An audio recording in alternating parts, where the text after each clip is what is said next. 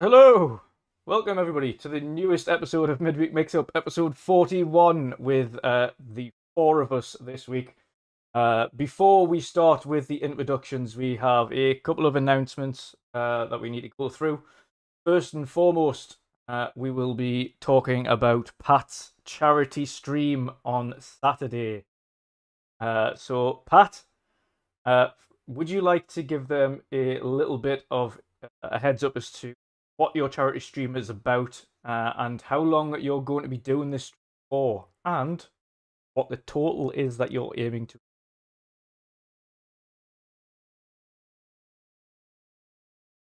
Seconds, 2 seconds. For some reason, desktop audio has decided it again, so if you give me a second. There we go. Right, should be good to go. All right. There you Well, go. guys, good evening.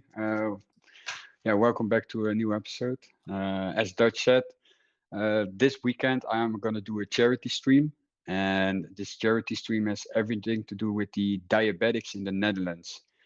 The reason why I do this is that I've been diagnosed with diabetes since I was 9 years old. So it's roughly 24 years now.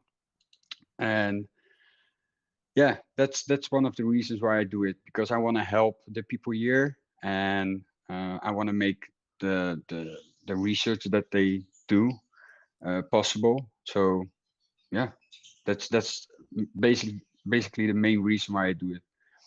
And I'm aiming for the amount of 500 euros. I think that's for me, like, starting this charity stream is good. I've already got 5 donations, if I'm correct, 5 or 6 donations.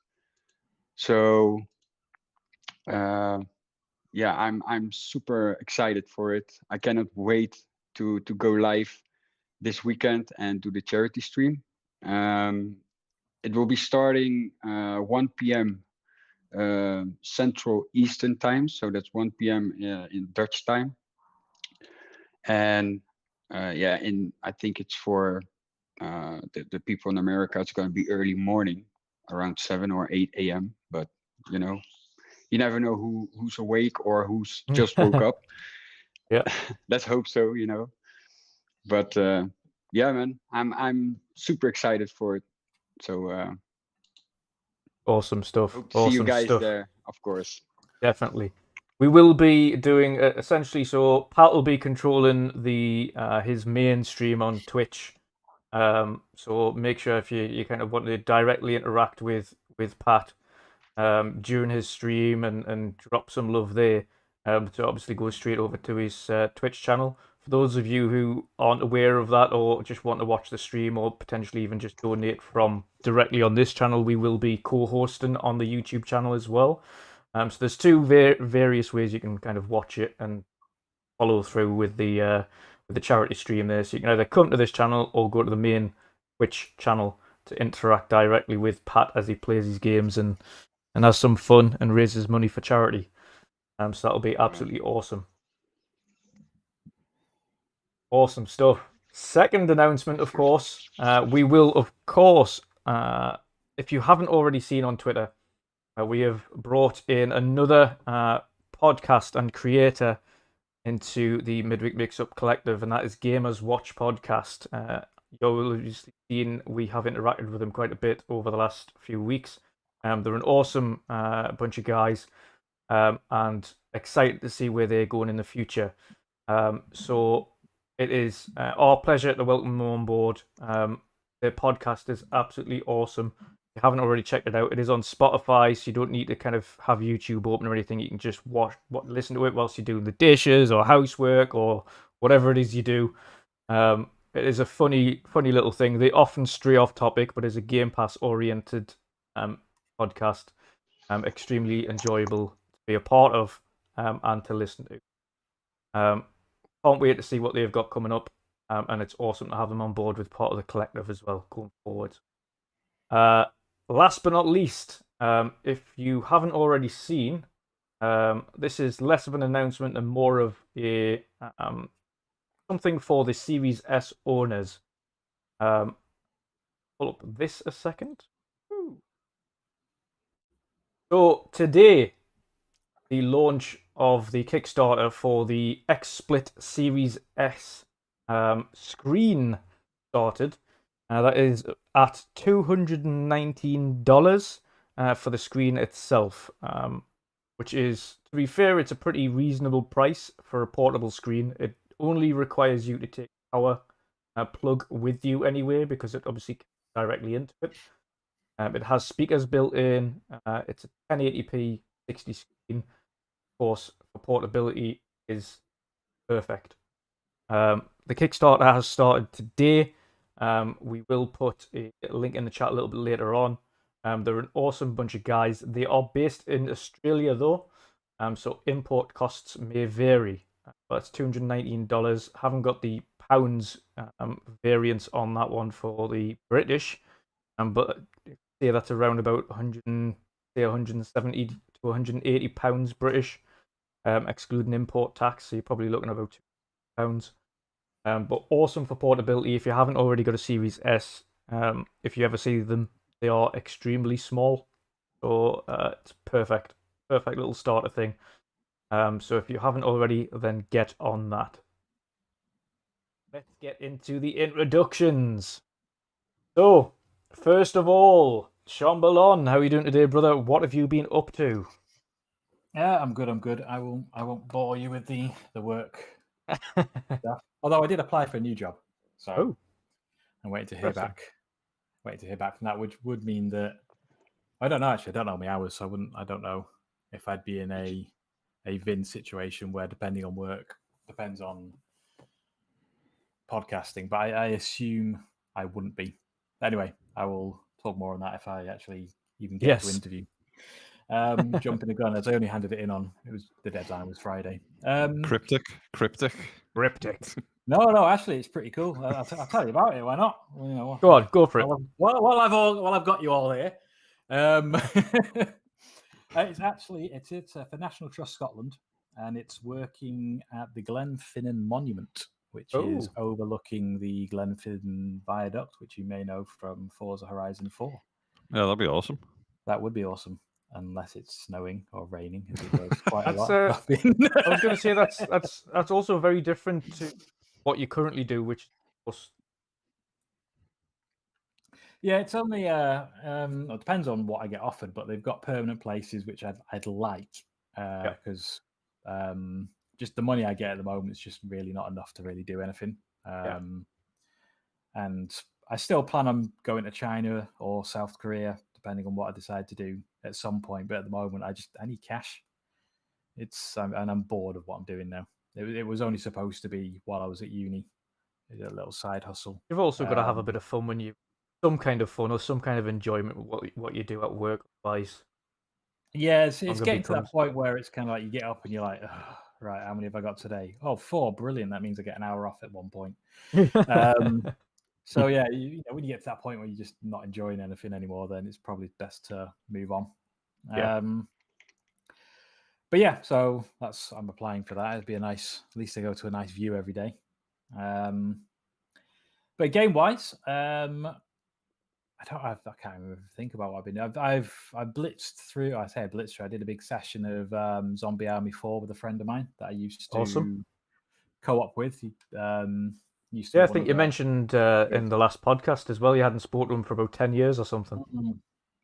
Yeah, so we finished that off, and we plan on going back through it on a harder difficulty and doing some of the horde stuff. And I've just been trying to do some of the quests for the points. So I've been playing a bit of Descenders, playing a bit of Battlefield 4, played a couple of games of COD. What's it called? Warzone? Black Ops. No, the Warzone, which I ended up getting a win the other day on it, actually. My first win on the big map. I've had quite a few wins on the small map with my friends that I play with. But my first win on the big map. But it's all right. I just play it to play with my mates. It's not something I competitively do or actively. Yeah. Just it's all right every now and then, but it gets boring quick for me. Yeah, definitely. I understand where you come from there. I love playing when you've got a group of your mates playing it against each other. Like that is really fun when you've just got a load of people, even if it's like a 2v2 or a 4v4 or something, just a party of friends playing on Call of Duty is actually really fun. But it's when you get online that yeah, it just doesn't have the same feel like it used to. But never mind. Never mind. Next up, Mr. Chris Grannell. How you doing today, brother? What you been up to? You managed to do any gaming this week? I've done a bit of gaming this week. I'm all right. I've been busy with work, but I've taken the rest of this week off, so I can chill and just relax a bit. I've been playing a few things. So I think last week I was playing Sea of Thieves, but I think we'll probably get into that later on. Yeah. And then I've started playing Remnant from the Ashes. Oh, that's a good game, Decent- that. Yeah, decent game. I bought it when it first came out, and then did really kind of because it's better like co-op. So Yeah, I didn't really have definitely. anybody who's playing it, and then obviously it's on Game Pass and stuff, and then a few people have jumped on it. So I've been playing it with the trusty Cockney that is the Darsh Knight, Yes. who I played through Sea of Thieves with as well. Although we whenever we play online now, we both seem to be locked in like pirate talk, which is Yeah. which I'm trying to shake. And Darsh was speaking like a pirate last night. Cockney pirate. Yeah, so Cockney pirates. we need to try and get out of that. No, But I yeah, think you should really just enjoyed continue it. it and turn it into a series. We'll just Yeah, upload it just- here. We'll just upload it here. You and Dodge. The Adventures of Chris and Dodge. just pirate. And I've appeared on a couple of Aces streams as well. So a Sea of Thieves one, and then I was Aces on Aces naughty. stream Aces very yesterday. naughty. He is, yeah. So he obviously set fire to a boat in Sea of Thieves, and he's got like pyro bullets in Remnant, so he could also set fire to me and Darge if he feels like being a bit naughty in that game. So, but yeah, so that's I've just been kind of playing those and nothing much, but I want to kind of jump back into a Plague Tale. Or it's that Innocence, isn't it? It felt like I said that all in the wrong way then, so I'm just tired. So I want to jump back into that. Although I saw like a couple of comparisons, and they seem to have got rid of a chunk of grass and stuff from like far shots and that, which is kind of understandable. But I'm not going to hold that against them. Some people have got really upset about it, so Yeah. I don't know why. Like, I soon have the frames, everyone. Last but not least, Patchu, how you doing today, brother? And what you been up to? Yeah, I'm doing good today. Been over 2 weeks now that I have vacation. This is my last week. Monday I need to start again, so yeah, that's a bummer, but you know, it's all good. And You still enjoy got it while it another 5 lasts. days. You Yeah, still got you Yeah, got yeah, 5 yeah. days left. Enjoy every minute Exactly. But yeah, I've been playing a lot of PUBG lately. Basically only PUBG and some Forza Horizon 4. But yeah, I'm enjoying PUBG. In about 8 days, new map is coming out. I'm super hyped for that one because I've already seen the people that are playing on PC. Today it launched on the PC live, so yeah, it looks really good. New weapons, that kind of stuff. So yeah, I'm super hyped for PUBG, for the upcoming map. And like I said, I've been playing a lot of PUBG lately. Stream it, so had a good stream 2 days ago, I guess. Yeah, chat was on fire. Got a lot of viewers as well. I think around 17 Yeah. constant view of 16, 17 17 viewers, people. yeah. Yeah. So yeah, man, pretty good. Wasn't too great when we were playing with Fleety, though, was it? No, it wasn't. Everything was going wrong. Yeah, it was pretty. It was a disaster, but you know, like it's part of the game. But the most important thing is that you also have fun. You know, like, and that's what I have. So I really have fun in playing PUBG, especially with with Shom and Vidi, of course, yesterday, and a few days before I played with Emil Perepluk and Vincent's wife. So yeah, a lot of fun. Yeah, man. Before we get in, well, I'll talk about what I've been playing for a change, actually. So I've just been pretty much, when I have been playing anything, other than Sea of Thieves, which I played a little bit with Xbox Mick, done the first 2 Tales of the pirate's life, but we'll talk about that a little bit later on. I've also been absolutely knee deep in Scarlet Nexus and loving it. I love that game. If something I don't know what it is about it. It's when you stop playing it, it's one of them games where you actually think about. I just want to go back on and start playing it again. It's just it's not like overly. There's no overly complex combat. It's quite simple to understand. You get your powers over time. The story seems to progress at a steady enough pace. It's not too hard to understand what's going on. And you've got two character routes. You can play from two different sides. Either the male side, which is one of the male lead characters, or the female side, Kasane, who's the female lead character. And both kind of split off early on in the story anyway, so you see it from two different perspectives. So you can choose which way you want to kind of go down that route. But that's pretty much what I've been playing. I haven't really touched anything else. So if it's not Scarlet Nexus, I've been on Sea of Thieves, so it's been awesome. Before we get into the topics, I just want to shout out a few of the people in chat. So welcome everybody to the chat tonight. Of course, Stuart, Dazarus, Pluck or Emil, Marion the Mad, Misuko. Who else we got in here? Of course, Chris Grannell. Muppet. Muppet is there. Who else? I do believe Tamara is in there as well. I'm just looking down the chat here.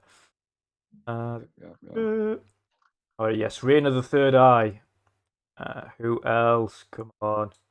Harry, of course, from Gamers Watch. Who else we got? I'm trying to catch up now. Desirus. UK Desirus. Yes, Dazarus, of course. And probably quite streamer. Yes. And probably quite a few other people that of course sometimes don't chat. Of course, don't be scared, people. If you're watching the stream, feel free to jump in and get involved in chat if you want to. Don't be shy. We don't bite. Hello to all the voyeurs. The voyeurs in chat. All the voyeurs. All the hot tub voyeurs. Ah, dear me. Right. Yes, today's topics. We have a few. We'll start with the easiest and lightest topic. We'll start with Sea of Thieves, A Pirate's Life, and our thoughts on that. I will actually this time around. I'm going to ask Chris to give us his thoughts. He's been playing a lot of Sea of Thieves lately. Been having a laugh with both Cockney Pirate and Acer. So, what are your thoughts on this new Disney expansion? How have you been enjoying it so far? So there's two parts to it. So if I want to be controversial, I'd say go for it.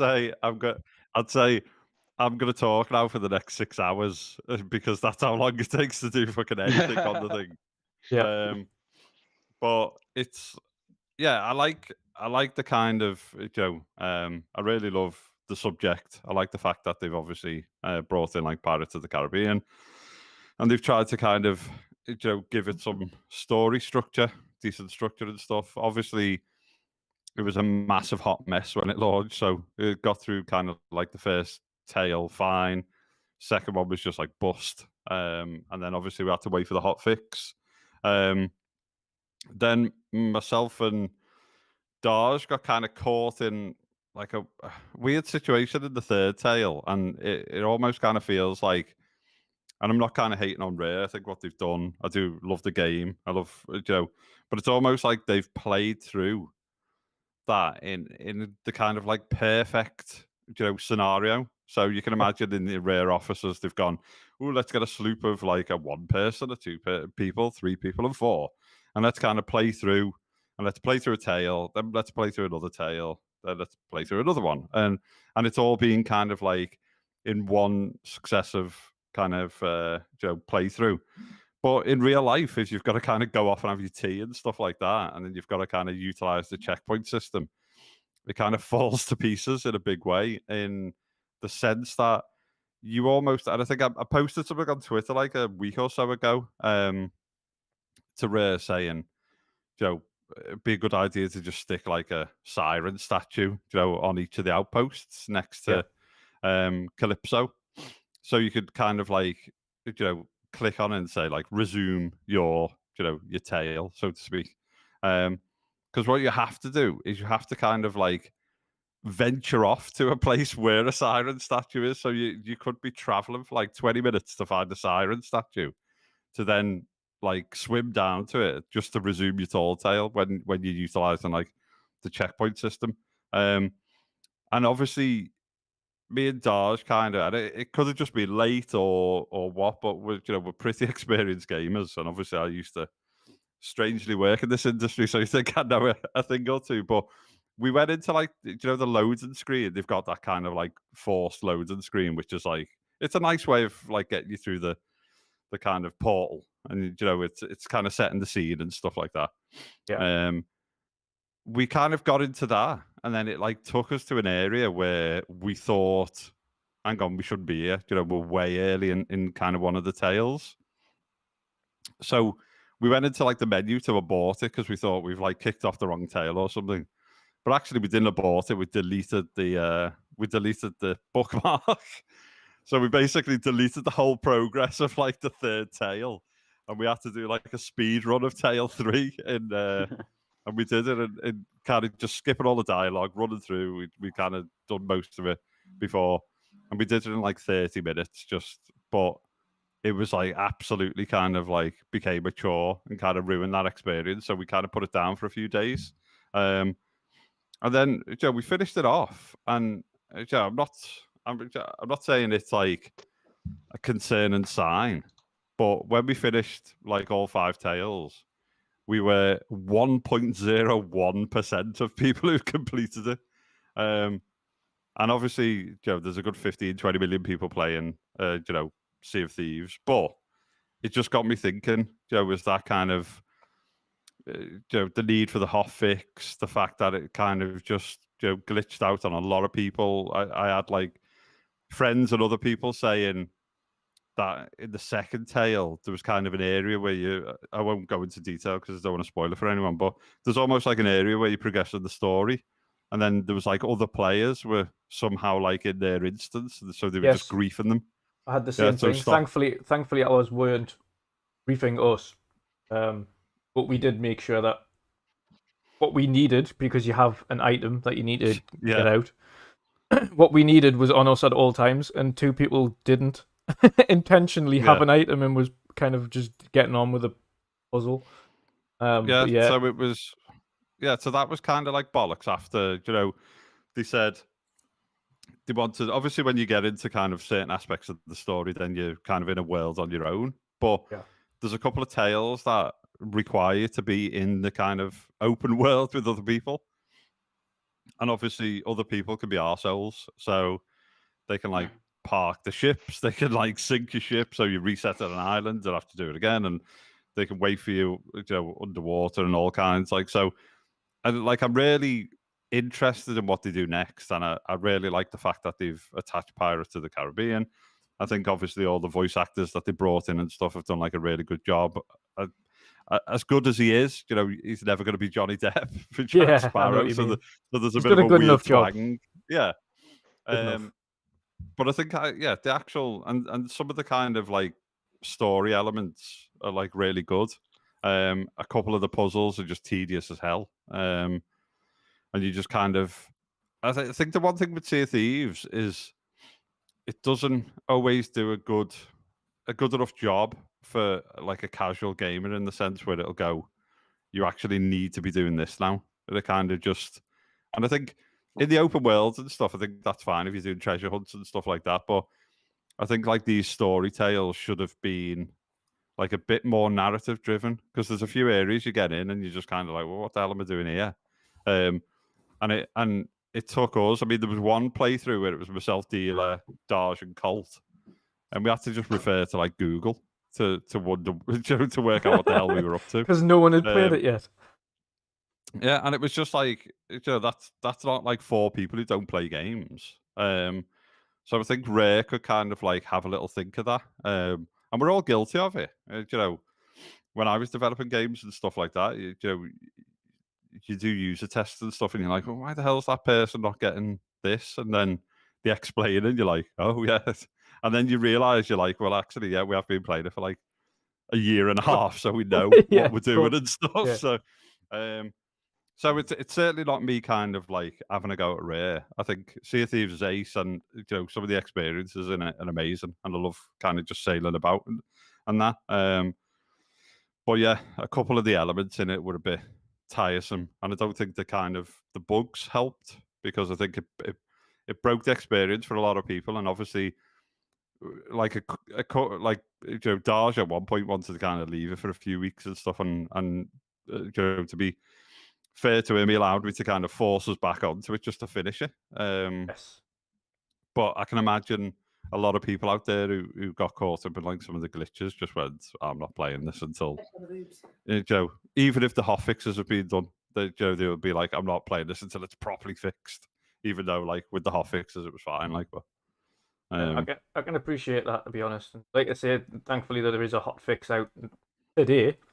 Yeah, another hot fixer. Yeah. What was today's hot fix for? Were they still having trouble with some of the story elements or something?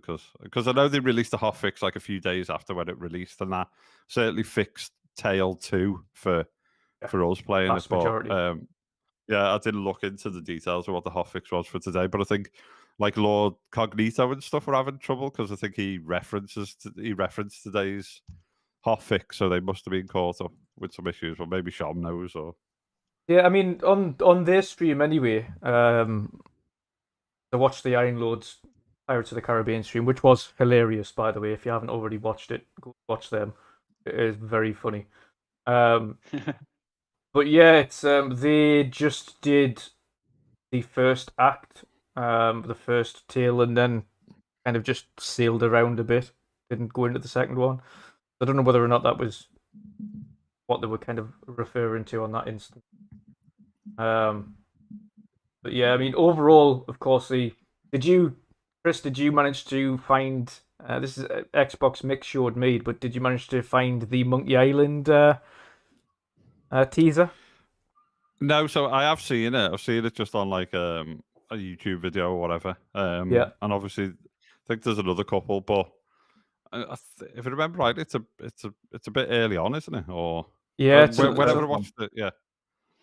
Yeah, it's the first one. So I've seen it, and it plays like a little bit of a Monkey Island inspired tune, doesn't it, or whatever? Or That's it plays the tune. the actual it is tune. the tune, yeah.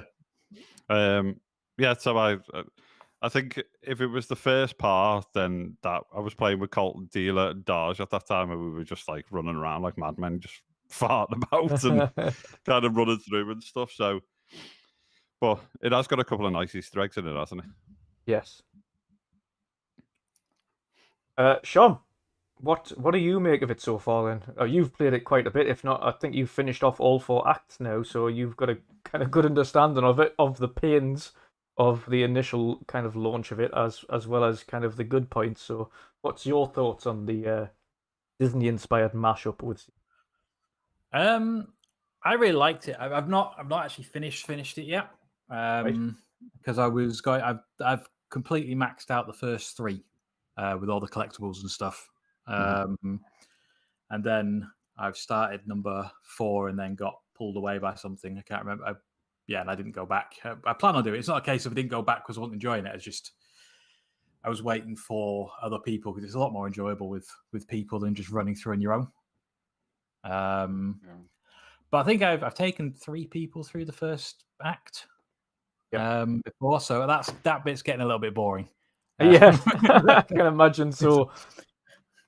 I mean, the last person I brought through it, and I was like, do you care about finding everything for yourself, or do you want me to just show you where it all is? He's like, just show me where it all is. Right, come over here, go over there, dig there, go over here, bring this over here, put that over there, but then you see this, and then we go like that over there. There's Monkey Island. Do you know Monkey Island? Right, you're not my friend anymore. Let's go over here, and and I just did it that way. That was my last run through. That's probably the quickest I did everything, but I really enjoy it. I am hoping that the fact that Monkey Island is in there, and it's, if you read the journals in that area, it talks about Guybrush Threepwood, and I'm really hoping that they build on that, and they I would absolutely love a Monkey Island mashup. Yes, that's what I love. I think it'd be hilarious. I think get the evil cursed pirate LeChuck in there. That would be absolutely awesome. Get him in. I'd love it. I would absolutely love. Yeah, that'd be amazing. I'm hoping that's what they're hinting at. I hope it's not just an Easter egg, but because Disney does own, Lucas. yeah, well, yeah, Lucasfilm. Yeah. I did read that Ron Gilbert was trying to get the rights back before Tumbleweed Park. All right. He wants to carry it on, but I don't know if that went anywhere. I'm guessing not. But yeah, I mean, it is fun. It is a lot of fun. I don't like as much I know some people would probably disagree with me, but I don't like the whole going into the lone world. Right. As much because I think it takes away from what Sea of Thieves is. Whereas when you look at all the other Tall Tales, it's within the map of Sea of Thieves. Yeah. And I suppose maybe because it is Disney and it's Jack Sparrow and stuff, they want you to have your own little adventure without too many people jumping in. Yeah, on I think they did explain that, didn't they? And I think, given some people got griefed early on, you can imagine it being a hot mess of grief if the whole, all 5 tails were open. But I know what you're saying. The strangest part about that part we mentioned in Act 2 is that it was just a very small segment. Like the very part of the beginning part of Act 2, there's nobody there but you. And when you get to it and you start doing the puzzles, there's nobody there but you. It's like almost near the end when there's an instant that other people just appear in the segment that you're in. And you're just like, well, how did that come to occur where 2 instances are aligned and they're in the same place, even though we never see each other beforehand? That didn't make any sense. John, did you come over that particular issue as well? What with the Act with the glitch 2? on Act 2? Yeah. The biggest bit was in the problem solving area where you had to do the puzzles. And then when you got to the top, you had to hit the little light things to go through the bubble into the next section. Yes, yeah. At the top, it wasn't letting me. I did it with my brother, but it wasn't letting us pass through to the next section for some reason. And I don't know whether that's to do with then you've got people down below messing about doing stuff or what. But I think just the fact that other people were there was what was causing the glitch. That the computer was maybe we had their progress. We had a glitch in 3, I think. We had a glitch in 3 where the same type of like glowing shell that you hit, it wouldn't let us through to an area. And then we had this other glitch where I won't say that there's a bit of a fight, but it kind of opened, and then I think like Daj had gone off for a quick drink, and I didn't realise. And then like I turned around, and he was like, "Oh, I'm back," and it closed. And then this fight was happening, and we weren't in the room, and we couldn't get back into it, so we had to like return to ship and kind of quit the tail or whatever. So I presume those things have been sorted in like a hotfix, but yeah, you're right, Shom. It seemed to all revolve around like the door switches or it's like their way of like syncing all the players, I guess. I don't know. Yeah, and it was finding like, for instance, 2 instances were in the same place, or 2 instances that were classing as one party. So if the other instance weren't where you were whilst you were trying to walk through a door, it wouldn't let you open the door, and that could be that the other instance is ahead of you already or behind you. But even then, it's just classing you all as one party when it's 2 separate parties. I also had another glitch when I was just trying to rush through my brother to get the journals and then do one of where you had to take the weeping chest somewhere. Yeah. And we tried to be a little bit cheeky and jump in on somebody else and follow them. You know, when you go through the puzzle section, then you come out again, and then you have to go back in. You've got like the ship, and then you go back into another section. I'm trying to make it so I'm not spoiling for people. Yeah, I know it's hard. It's difficult, isn't it? Right, so you go through the first puzzle section, you go up through it, and then that's where the big glitching was happening. You come out, and then you fight the mer people for the first time, and then you go through to another puzzle section. We tried to jump straight into that new puzzle section, and we helped the people out there, and because they didn't know what they're doing. I think it was their first playthrough. And we got to the ship where you fight the Kraken, and that wouldn't load up. It wouldn't load up for us. So we broke the game for the other people. Yeah, I think there are a few kind of weird things. I've got one. I'll send it to you guys in our chat later. But like, I fell through the floor, and then I could look up at the world, and it was kind of all drawn and stuff. And I could see like Colt, Dealer, and Dars like running around, and I had to find these weird like little flat like planes of water.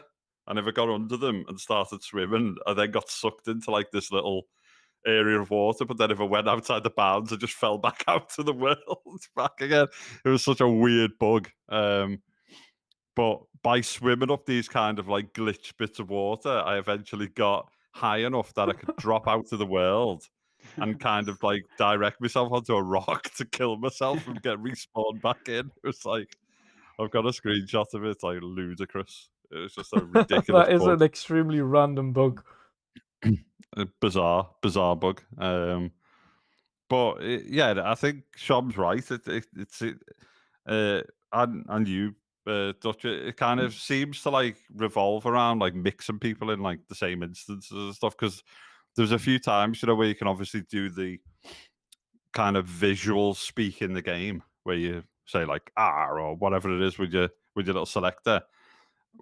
We could see like other players that were in our party like chatting, you know, with that kind of like in game.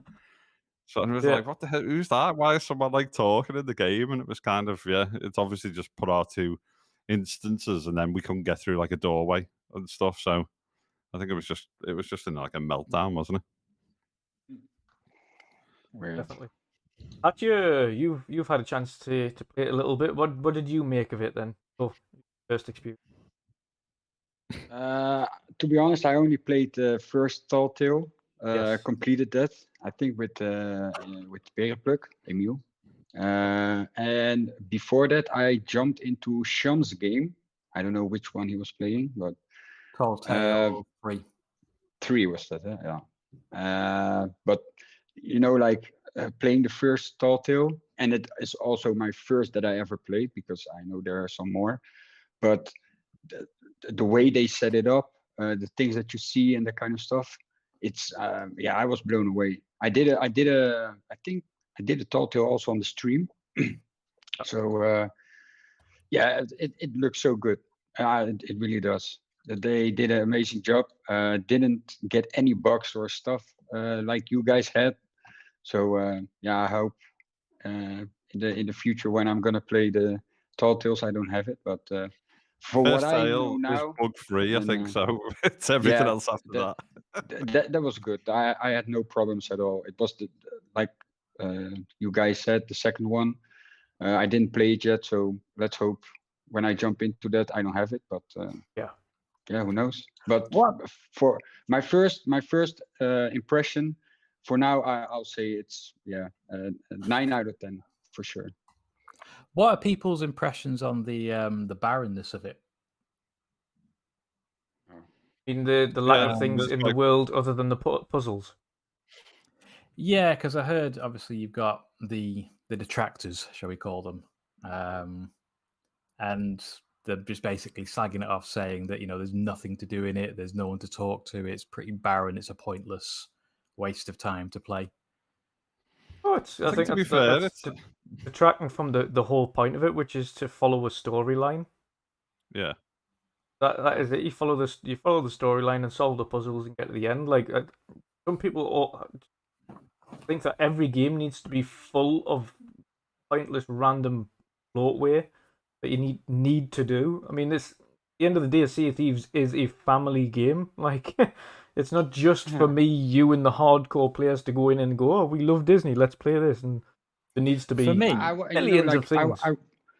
I wasn't expecting like you said, it's a story that you are playing. So of course you expect maybe some characters midway the Tall Tale, but I was already blown away about the how it looked, the colors, the lights, and that kind of stuff. That blew me away, to be honest. And that's also good about a game, It doesn't need to be full with action and that kind of stuff. No. For me, I think really good. I think it's just a really good homage to the actual ride at Disney. Yeah, Yeah, that's what I think that's I what agree. they were going for. I mean, there's one part in the the third tail when you're in a boat, and it's like you're going around. Yeah. The I'm whole. looking You know, forward to the getting. I'm looking forward to getting to that. That's the part I've been looking forward to the most, and I've only done 1 and 2, and I keep thinking like, Yeah. which tail is it in? Which tail is it in? Because I want to get to the part where you feel like you're on the ride. It's Act 3. No, I know what you're saying, Shom. It's kind of, yeah. I think if you go in and just think, you know, it's going to kind of like, it's going to loosely guide you through, you know, a story. Yeah, I can imagine. I'm not talking about like haters, because you're always just going to get haters who say the game's crap and stuff like that. But I've seen some people who enjoy the game.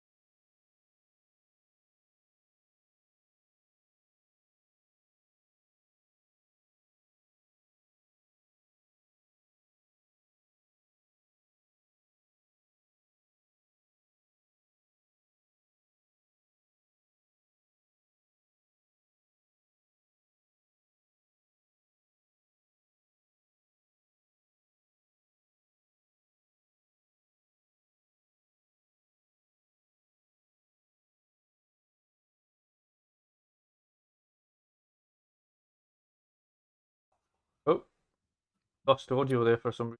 Why? No Yes. sound. Yeah, back. Sound should be back now. Sound should be back. What Chris was just saying there, I won't put Chris through the pains of going through won't. everything again.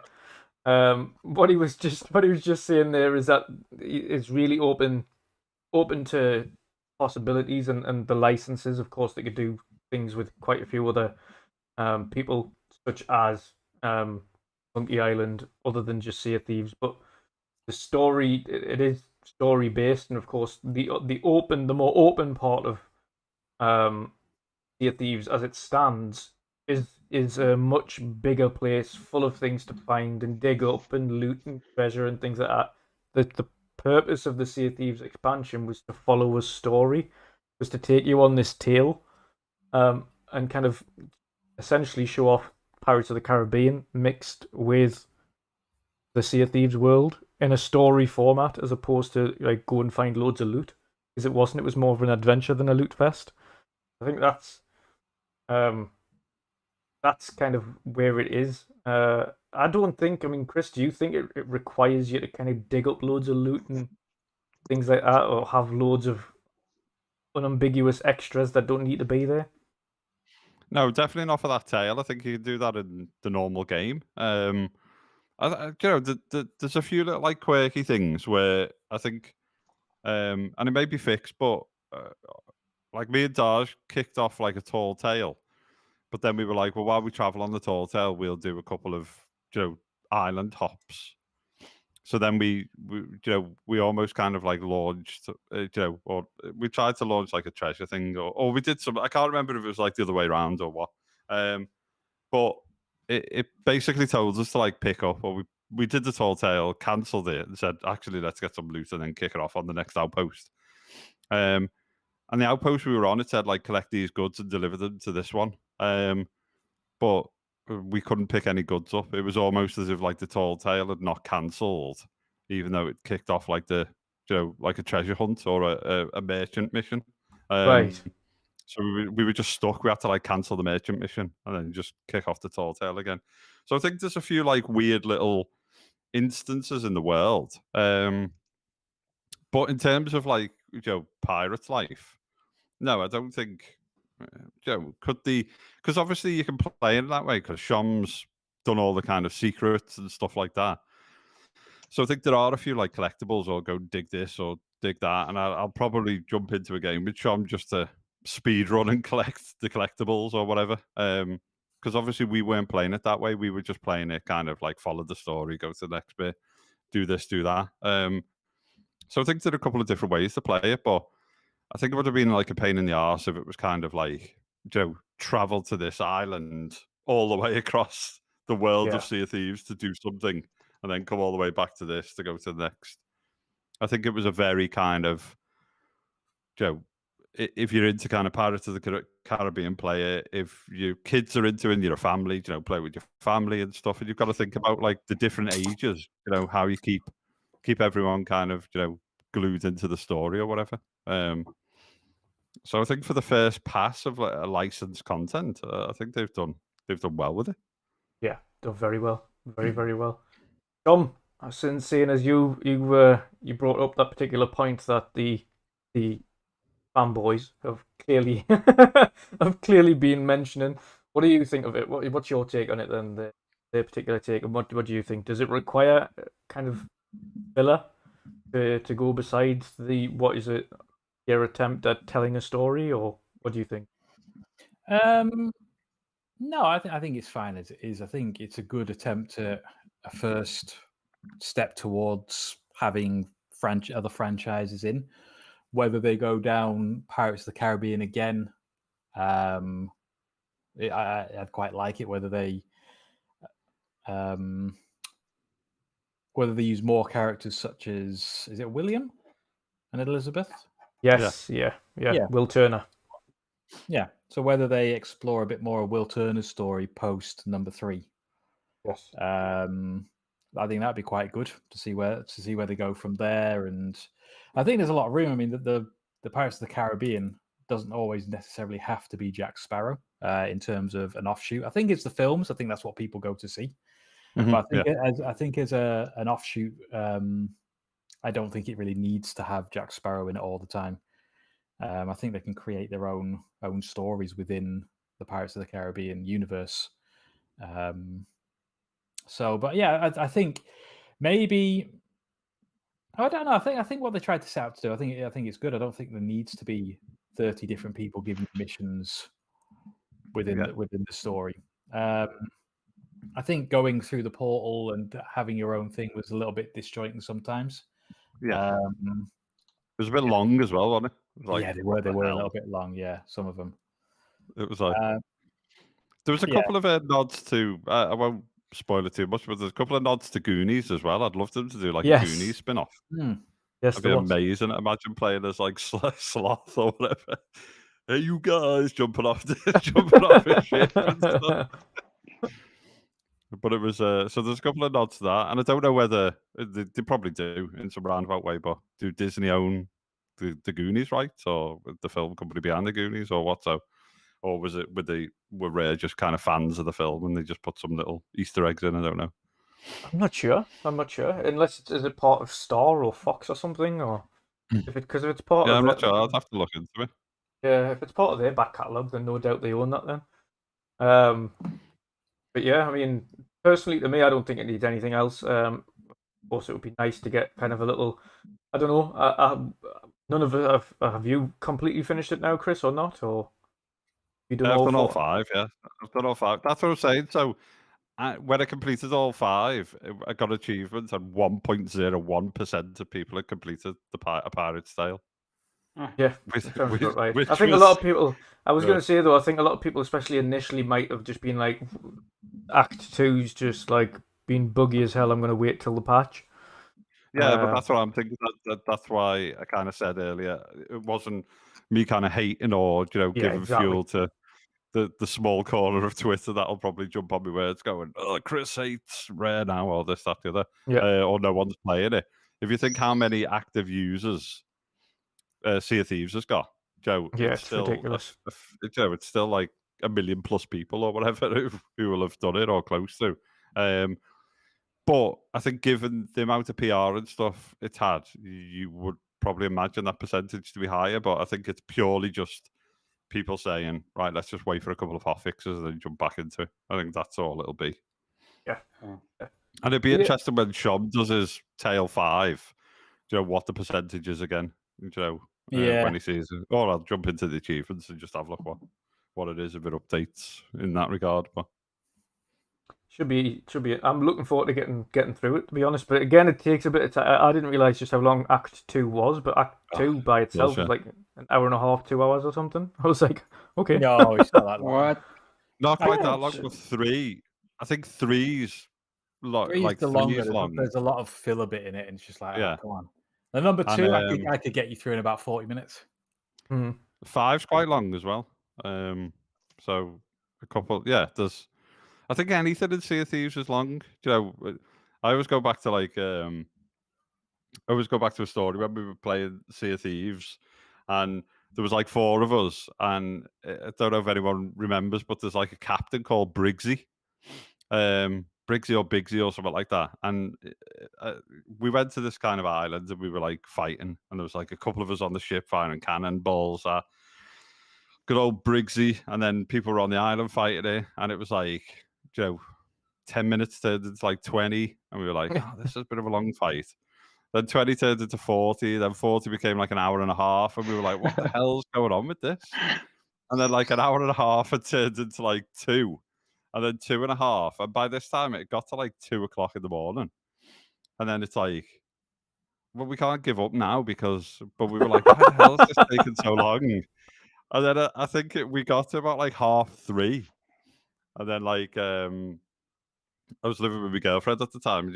Like Emma comes down, she's just like, "Are you coming to bed at any point?" And it was like 4 o'clock, and we were like, like 4 of us were just like lost the will to live and everything, and like we killed it and completed it, and we were like all jumped off. We were like, right, save it or whatever. And then I was speaking to a mate the next day, and he was like, "Oh yeah, that battle was only like 5 minutes, and it basically like glitched, and like Briggsy was just re-energized, and whenever we stopped shooting at the like pirate captain or whatever, the skeleton captain, it kind of re-energized itself for some reason the game. So it's like its health bar was just filling back up again, and it was only we got like a couple of lucky shots, but genuinely, like I was playing with my brother, I was playing with Martin and Adam, a couple of guys from work, and we were just, but we didn't touch Sea of Thieves for like 10 months after that because it scarred us for life. We were just You're like, nope, not doing that again. like battle. It was like, and then other people were just like, yeah, it was a 5-minute battle, wasn't it? And it was like, okay, we got caught in like the biggest glitch of all time. Wow, that's crazy. Luckily, Yeah, there's man. no tail in Pirates there, which is quite that long. But Yeah, that's all. Oh, I don't know. At the end of the first one, I got when you're fighting. Guy Davy Bruce Jones. 3 Blood. Spoiler. Oh, no, No, you're fighting against Davy Jones right at the beginning, and I remember doing that with my brother, and it was like 5 minutes of cannonball fighting. Yeah.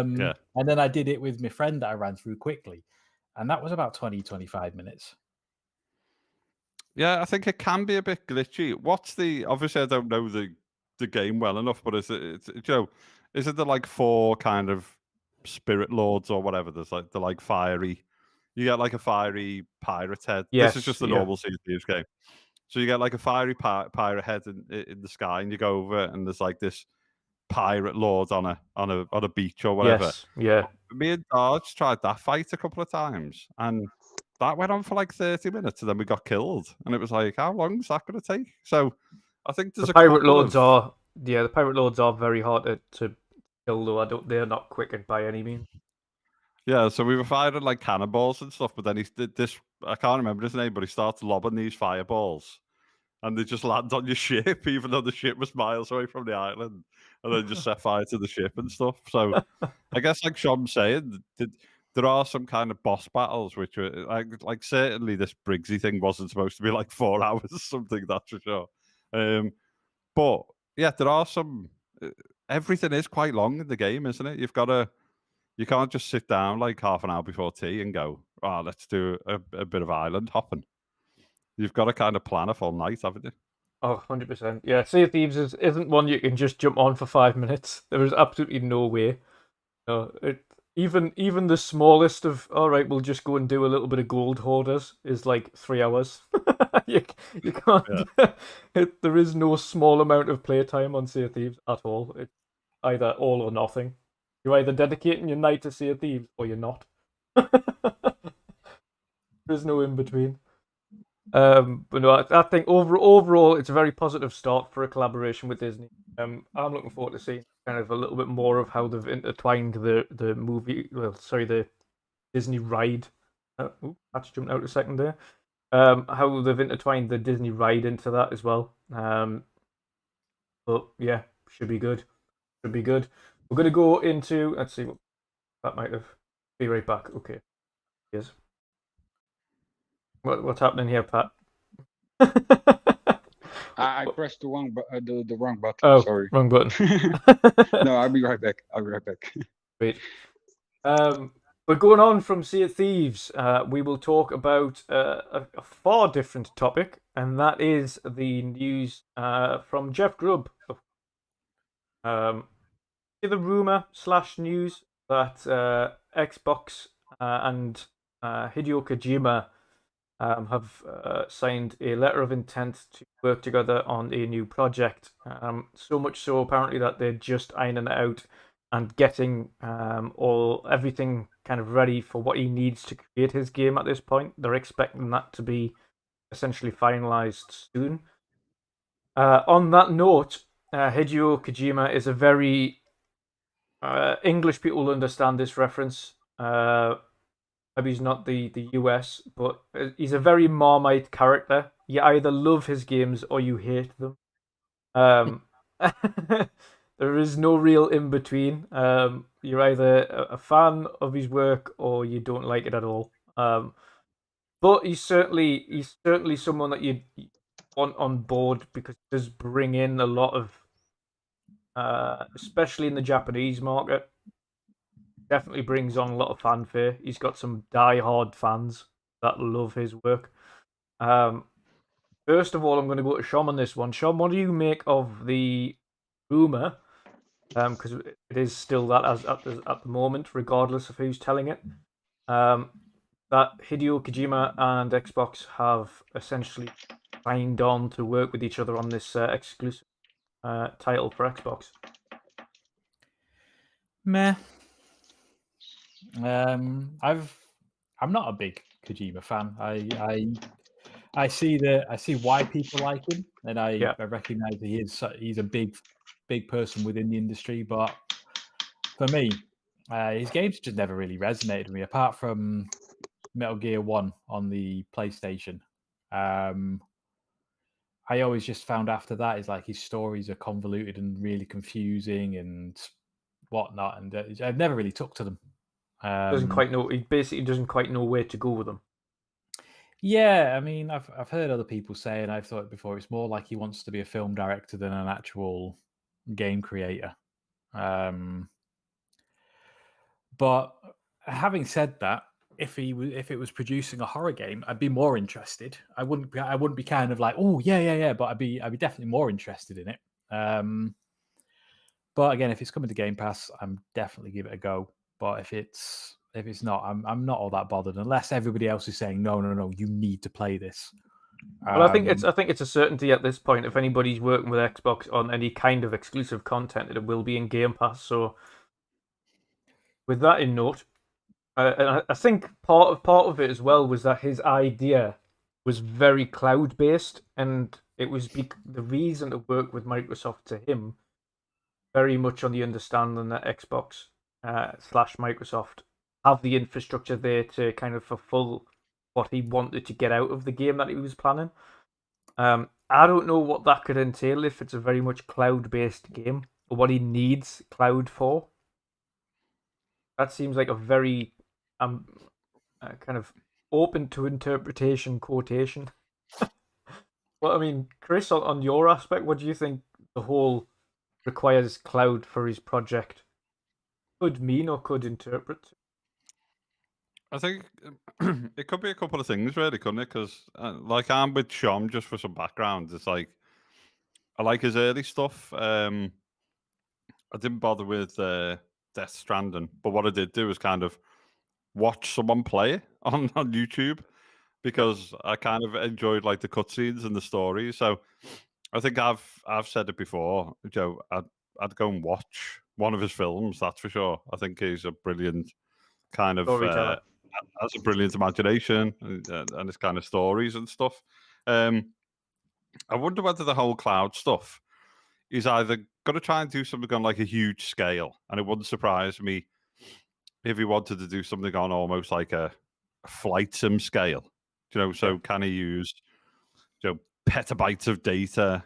Can he do something globally? Can he just do something really interesting? So it could be that on the one hand, he wants to do something with huge kind of scale and ambition, and maybe is kind of is Death Stranding, walking across landscapes, and obviously big nod to the Griller guys and girls because the Decima engine's awesome, and some of those landscapes look amazing in that game.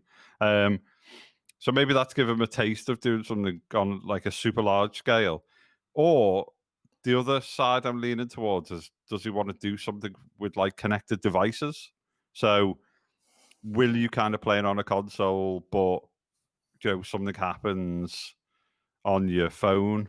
Does it happen through kind of did they do something with like the Xbox app, or did they do something with like a web app, a bit like they've done XCloud on iOS, for example, and stuff? So can the kind of game world come into your physical world where you may get some type of interaction on your phone and stuff? There's obviously a few mobile based games where you kind of get brought into a story and you supposedly, I can't remember what it's called, but you like find a phone and you start getting text messages and stuff, but that's obviously within its self-contained app and stuff. But I think is it one of those two things? Is it on such a huge scale that you need cloud infrastructure for data? Does he want real world weather, real time elements, and this, that, the other, which are all kind of driven from the cloud? Or does he want to do some type of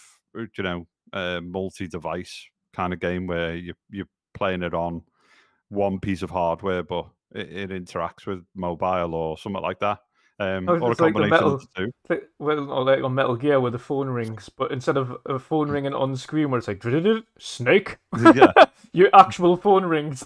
Oh, your actual phone rings or something happens or something, and it could be like I'm with Shom, like the perfect thing for that would be some type of like psychological or some type of kind of horror game or an interesting genre, where that kind of scares the crap out of you because something's happening on the device. But that's all I can think. I mean, I can't. And let's face it, it's not going to be anything like oh, well, Crackdown, I want to like use the cloud to destroy stuff and things like that, because we all know how that kind of went. So I just wonder whether it's something. I think the imagination that he's got, it wouldn't surprise me if it's kind of either like global on like a ludicrous scale, almost like if he was to do like a Forza Horizon game, it wouldn't just be set in Mexico. It would be like the globe, and you can fly to this country and do that and stuff. So it wouldn't surprise me if he wants walk to do there with something. loads of luggage on your back. Yeah, walk there, drive onto a Mark cargo II. plane. Drive onto a cargo plane, then you may play in flights and flies you to the country that you want to go to. Intermingles all the IPs together. So I just think it's something around that. I can't get my head, like I can't get into my thought process. What else would it be that you need? You need kind of like a cloud-based system for, unless it's kind of tapping into like real-time data. He does something, but he's not going to do something with like Wall Street or any stuff like that. I just think he's going to try and do something on a massive scale, or he's going to try and bring the virtual world into like the real world in some way. But who knows? I think in terms of like the story, I think Jeff's pretty decent. I think there's enough momentum behind the story now. It hasn't just been kind of like it's not just been a one-off. It's been months. Yeah, and a lot of us have kind of like heard stuff about he was supposed to be doing stuff with with Xbox, and obviously working with like heads of terms and stuff like that in my own business and in real life. It's obviously not a kind of you know, it's not a legally binding document, but when you get to heads of terms phase, you know, the reason you're doing heads of terms is because you're working on a contract, you know, and you just securing, you know, the kind of you know, you secure them kind of what you've agreed to do. You know, you've gone, let's work together on these terms. We'll give you access to this infrastructure. You know, you'll have this much budget. You'll have so on and so forth. It'll be all that stuff, and then it'll kind of be get the contracts and get the lawyers sorted. So I think as there's head to terms, I can't see it falling apart. That's for sure. And obviously, Phil wants to appeal and work more with the Japanese market as well. So, Joe, you've got I think a one number thing of you've got territories is covered. one thing you've got there as well as part of these terms is Microsoft probably said as well. I need to kind of see how engines look, and part of what Microsoft will be doing to him is saying, right, okay, well we've got a number of engines now at our disposal that you can use, but with these Mhm. get that done. Now, obviously, you've got id Tech, you've got Forza Tech, you've got like Unreal Engine, of course, the new Unreal Engine 5. Do you want to help, like, have help from the coalition who are masters at 5? Do you want to use Space Engine, which is primarily built for abundance of different technology that Microsoft that he can literally pick from? Yeah, and also the heads of terms could be just to prevent him, you know, moving into a contract and something else. You know, maybe he is finishing his final bit with like Death Stranding Director's Edition or whatever the hell. You know, remake the remaster of the Director's Edition or whatever. You know, whatever people like to do nowadays. And then they just wanted to secure him. And but I think the fact that they've got the kind of, you know, the X Portal, you know, designer and stuff like that on board, I think it speaks volumes that they've probably got that sewn up. And you know, is that someone that they wanted to bring in themselves? Is that someone that Hideo Kojima wanted to work with? So Microsoft have made it happen. You know, who knows? Yeah.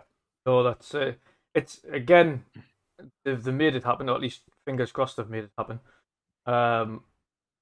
It's an interesting one. Again, I'm not a mega fan of his work, but he brings something different to the portfolio, and he definitely, like, none of his games have been always had been weird and wonderful. Let's put it that way. They've always been his mark, and it is a Kojima product when it's Kojima designing it. Like, no one else does a game like he does. Like, no one else has done a game like Death Stranding, or even attempted to do a game like Death Stranding. It's so removed from everything else. Like, he would have thought do some kind of social experiment kind of game where you'd bring parcels across the world and or people wrapped up in bags, or that happens being taken over by what other dead people that have then kill people that you've got to maneuver around. It's such a strange thing, and then you use the community to help build bridges, roads, and things, get you places quicker. Yeah, so Weird. imagine him doing that on like a global scale with like infrastructure and stuff. So it may be, Joe. It may just be like a much bigger realization of Death Stranding. Maybe you know, the heads of terms are to get Jeff Keighley locked in for PR. I don't know. Oh God, But I mean, like Shom said, When though, I go, Jeff goes. That's his demands. like Shom was saying, though, he's very much like a game director that wants to be a movie director. Yeah. And you can see that in the people that he hangs around with as well. Like I've mentioned, he's like one of his best buds is Guillermo del Toro, Yeah. who is, I mean, if you've ever watched any of his work, they're not exactly normal either. Like, No, that's right up his street, isn't it? yeah, there's some wild and creations that he's come up with. So there's no wonder. I mean, they're both in the same boat, and of course he's good friends with quite a lot of actors within the kind of Hollywood slash B-list. Got a lot of names there you can work with as well. But again, Xbox would work there. I mean, you've got, for instance, what would be classed as a household name in the gaming community. You've got Todd Howard, who, as much as a meme as that has become over the big name in the gaming community. And if you're adding gamer production to that, and then you're talking about the newfound kind of success in Japan, where it's really starting to lift off again and turn the tides there. Kojima's going to only emphasize that in Japan because I very much respect him and what he does. Mhm. I think you've potentially got a point there. I think maybe it's a more of a realization of what he wanted Death Stranding to, but use cloud to kind of emphasize that. I think that's the only thing I can think of. I don't know, Pat. I don't know whether or not you're familiar with any of Kojima's work. What have you played? Metal Gear Phantom Pain or the original kind of Silent Hills or anything like that before? Well, I played Metal Gear Solid 5, Yep. the Phantom Pain series, but I never played any game before that one, so yeah, I'm not like familiar with his work or anything else. But for me, when I first started the game, I was like, okay, looks good, it's a pretty fun game to play. But after a while, I couldn't like get into the game anymore. So I probably played maybe a max an hour or something, Yep. and then put it away again. So yeah, so I'm curious also about what's coming now. Like if they signed with Xbox. So yeah. Like I said, I'm not familiar with his work. I didn't play much games except for Solid 5. So John, what would you think then, John and Chris? Would you be more inclined, for instance, if they managed to get to know rumors that they've got Bloober Team Silent Hill? Would you be more inclined, or at least more excited, if a project of his was more of either a reimagining of Silent Hill again, Silent Hills or PT, eventually being reimagined, or even getting his IP back from Konami and getting that Metal Gear franchise back up and running? That be something that would then interest you again? No, I think Metal Gear's had its time. I just can't see anybody other than Kojima doing it, and there's too much bad blood between Kojima and Konami now. Because I mean, that other Metal Gear Survival was awful, absolutely awful. And the same with Silent Hill.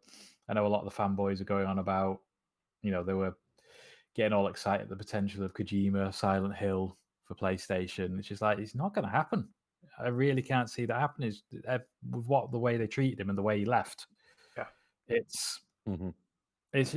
I'd be very, very surprised. Let's not say it won't happen, but I'd be very, very shocked if anything Konami related. and the thing is, as well, as like I mentioned, not just with the Xbox, but Japanese culture and business. Like, you got to remember kind of what happened. Like, the vast majority of people that playing on Xbox now have literally intentionally not played on Xbox since the 360. That it went down last generation with ban an Xbox, like it just outcast them and didn't want to work with them anymore, and like it really put a dent in relations for a Western company to try and break into Japan in the first place and to damage those relations. Again, same applies to like these both Kojima and Konami, Japanese company, are doing kind of business, should we say, business damage to each other that could have some detrimental effect to relate. They do hold on to that grudge for a while as well. They kind of have that as a dishonor, to kind of cause issues like that. So see what their kind of thoughts are. We know what the guy from Platinum Game like over times and and how he's kind of reacted. Now he wants to work with Microsoft again, and he would get the chance to get I getting the name of it now, but the Dragon game that he wanted to create Platinum game. Scalebound. Yeah, Scalebound, that's the yeah. one. Yeah, I think the whole thing with Kojima though is I think Kojima's past it now.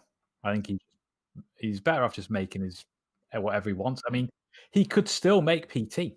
He could still make his version of PT without it being course he Silent can. Hill. So there's nothing to stop him from doing that because there was never a foundation laid out. It was just basically Norman Reedus, Silent Hills, and then he could just he could still have Norman Reedus. Yeah, If and you you could want still to do a make horror game kind of in a kind of situation because the PT demo had nothing to do with Silent Hill anyway. Like PT was just a playable tech demo. Yeah, so I mean, it could be I don't know, Quiet Mountain.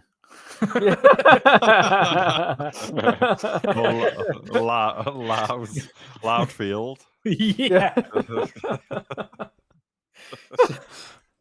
Oh Jesus. So it's kind of like because there wasn't really anything set in stone. There's nothing to say. We're gonna patent that quickly. We're gonna patent that quickly. Yeah. Quiet Mountain. That wasn't. I mean, the only thing that you couldn't use is obviously the enemies from Silent Hill. But I mean, I can't see Kojima really having an issue with creating new scary enemies anyway. Pentagon head instead of triangle head. Yeah. Just different shapes. Instead of nurses, it's doctors. We're on to something now, lads. Kill the stream and let's get designing. Get Kojima on the phone. Get Kojima on the phone now. We've got a workaround. We have a workaround. Not nurses, care home workers. Yeah. No longer white staff. It's blue. It's the NHS. Yeah.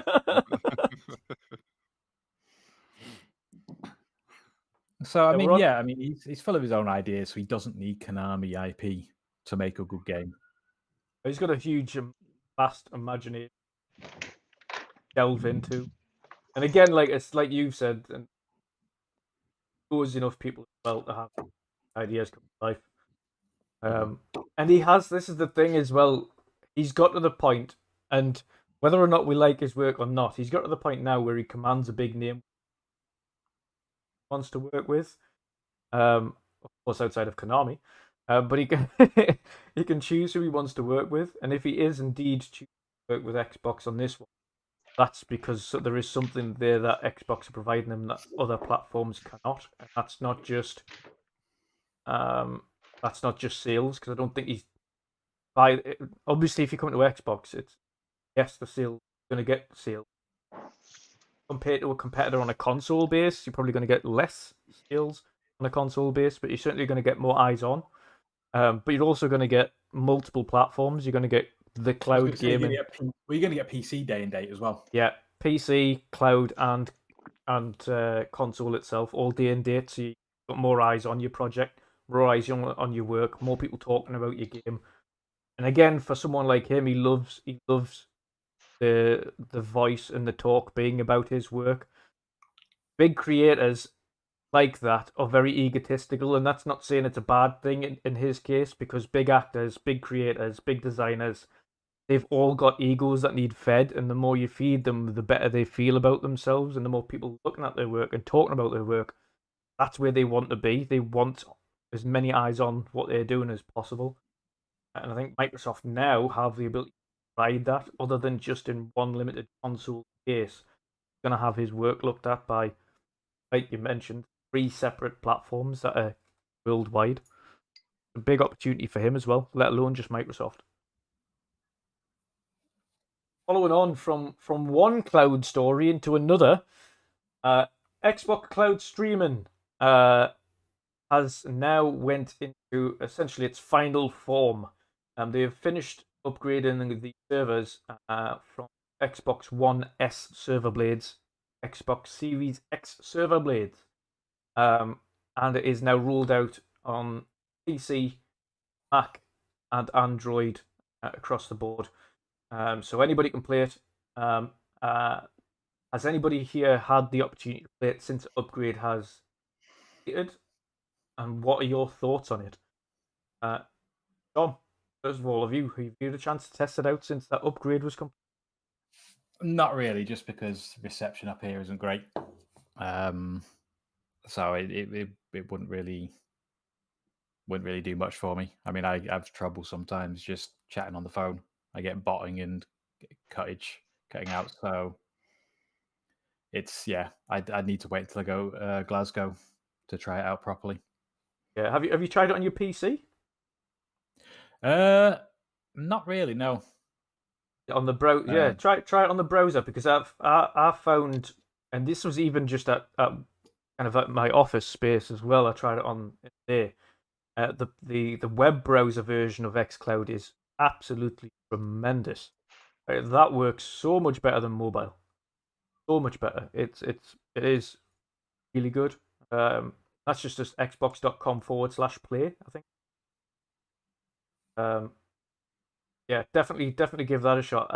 On mobile, it's kind of hit or miss. I think they're still using some server blades as 1S. I don't think kind of completely changed everything, but some apps work better than others. Some titles work better than others.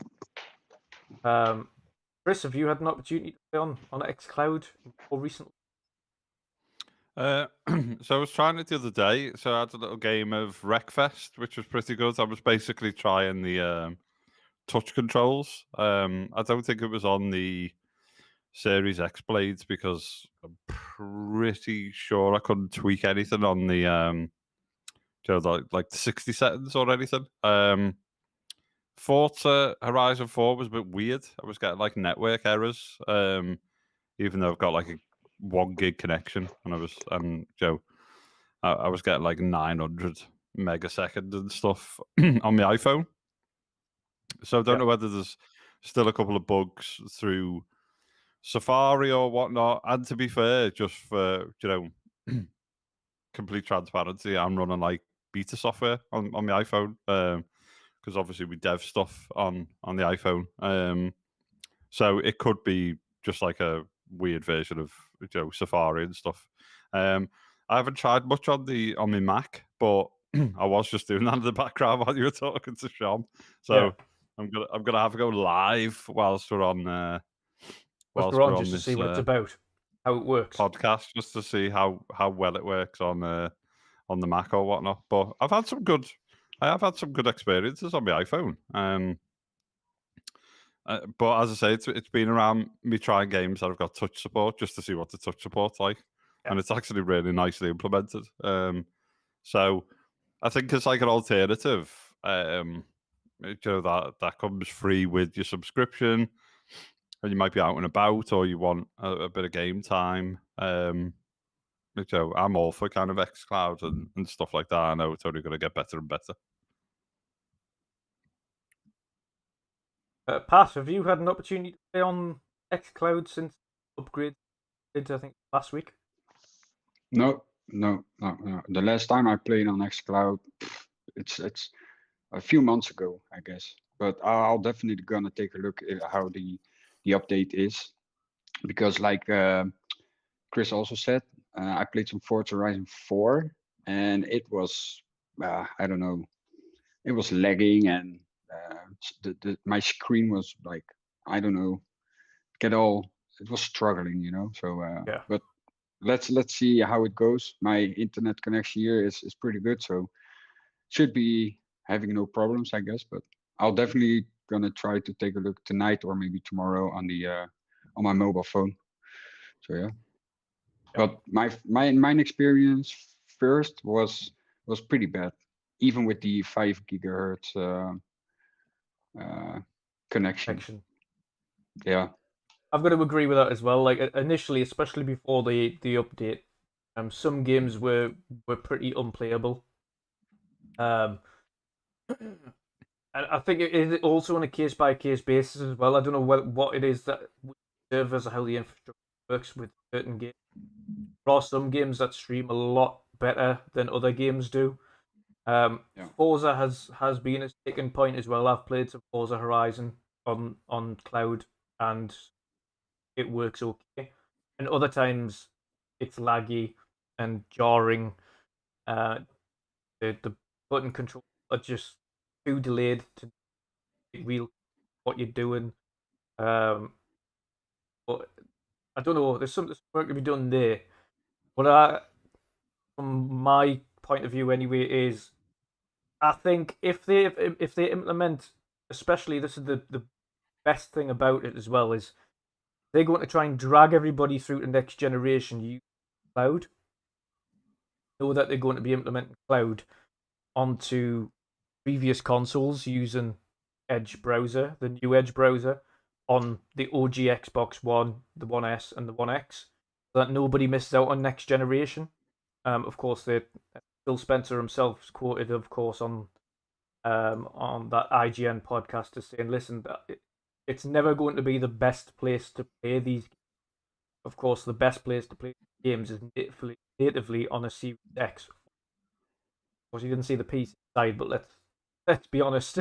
The best place to play their games is either going to be the Series X, Series S, or on PC. It's never going to be via cloud. Of course, there's always going to be some degradation of quality in shape or form, but it's got to be to a point where it's usable and it's good enough quality to be able to justify playing it elsewhere. If it isn't a good enough quality, then what's the point? I think they're trying to start to get up to that.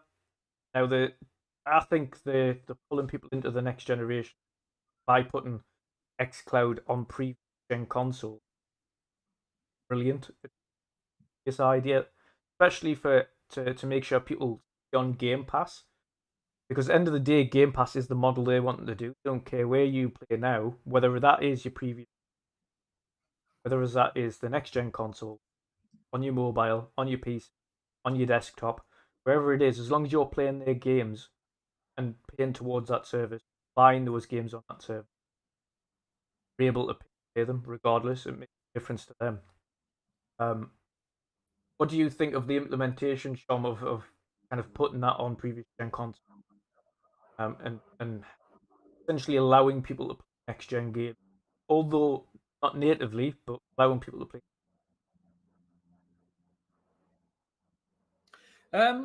If they can make it work well, I'm all for it. If it's going to be half-assed or just not work too great, then I'd rather they didn't bother. Yeah. Like I say, what I would say, and I think if you have a quite quick go of it on an Edge browser on your, that's effectively the best way they want to kind of do it, is on an Edge browser. If you have a play with that on PC and kind of translate that over, what they're trying to do on console with the same kind of feel, which is Edge browser on a PC, because the consoles are classed as PC to them technically. Obviously, it's bigger infrastructure as well. Just to kind of interlude on that one, England back to 1-1. Oh really? Yeah. What are you on? I'm on 3809. 38-32. Oh geez. Well, okay, cool. Yes, but yeah, so I think on Edge browser, the streaming and the quality of the service is far better than that on what it is mobile. If they're bringing the same quality as they've got on browser onto console, then would you say that? I mean, the availability.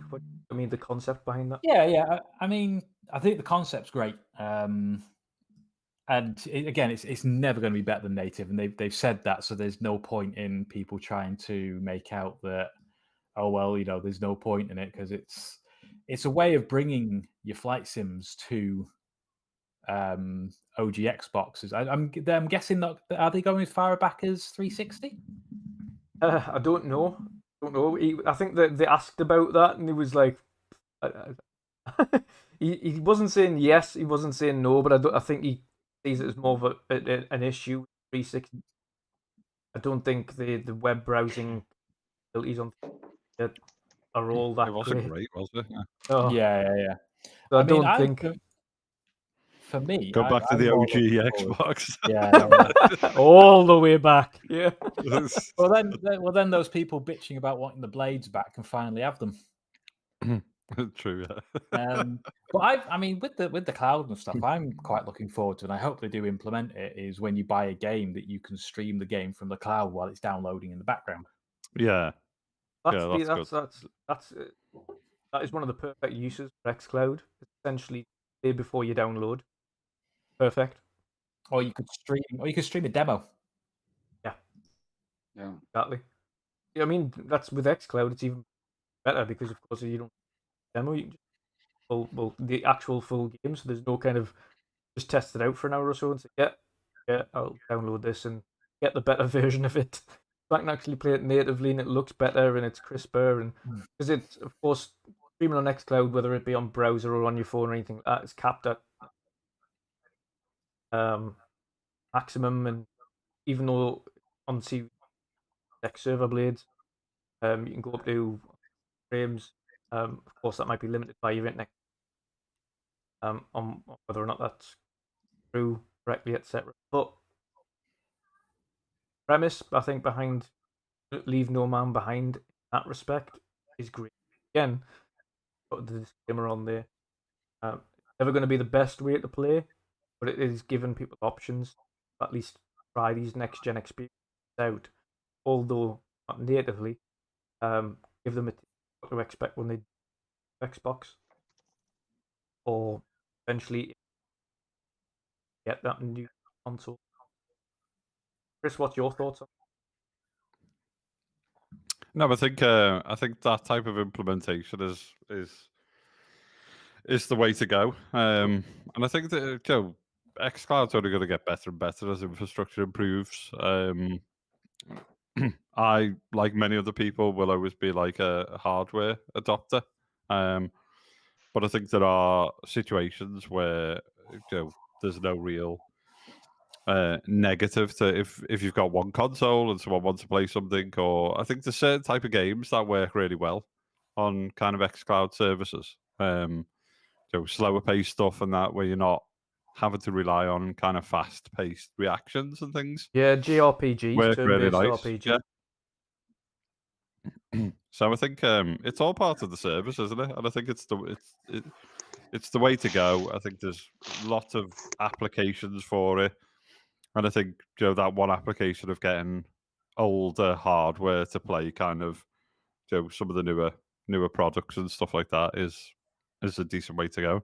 And we've obviously seen like really good results with like GeForce Now and things like that. So these streaming services just get better and better. I think there is going to be some limitations, of course. I think one of the titles that you'll not see on the cloud will be Flight Sim. Of course, a cloud game in the cloud, played on the cloud. I think there's too much going on there to be able to get that game to run properly on a cloud service whilst also using cloud to stream. It's too much cloud going on in one thing to work correctly, let alone trying to stream something that's requiring that much data feed at any one point. Because if anyone's had the opportunity to play Flight Sim yet on PC, not only of course is it a large game as it is, because it's about 100 gig, and then you add more files on top of it, can be around about 100 gig as a game. But then you've got to have a lot of data with your ISP on that game. Mhm. Of course, there is 5.2 petabytes, sorry, of information cloud that it can draw from, and that's live world data. And of course, and on any playthrough, you can go through a couple of gig worth of data. If you're on there for a few hours, internet service provider is gonna let you off. And playing a game that does require a lot of information. But I think overall, I think cloud being created to do that thing, application, are really great. I think we're starting to see it now. Certainly starting to see it. And again, it's still very much early days. I think it was 2019 proper start of that. It was still in its original beta phase when we first started getting more hands on with it and getting involved with that. Technology like this isn't find out overnight. It works. A lot of testing and a lot of kind of super maintenance, getting these things correctly, especially something that's demanding is a large catalog of games for gamers to play with such latency, then have to take effect all of these network kind of issues have to deal with well that are varying for different nationalities, areas, and doesn't have 5G in their area yet? Is there Wi-Fi capable enough? All these things have got to battle with, and then ISP issues. I think once I've got it to a stable enough pace where it's good enough to roll out, then they've got pushed that a lot more. Pushing on Game Passes. I mean, even in the adverts now, you don't really emphasize the cloud aspect of Game Pass yet. Obviously, they still even class it now as in beta. I think it's going to be like that at least the next year or maybe 2 years. I've got kind of a lot of the kinks ironed out. Certainly very good. On to our last major topic. We will cover off some of the other minor news as well. But on to our last major topic. Flight Sim has received, and this is just before the launch of it, 27th of July this month, for the series consoles. Flight Sim has received is receiving a major performance boost. A few already tested out behind the scenes.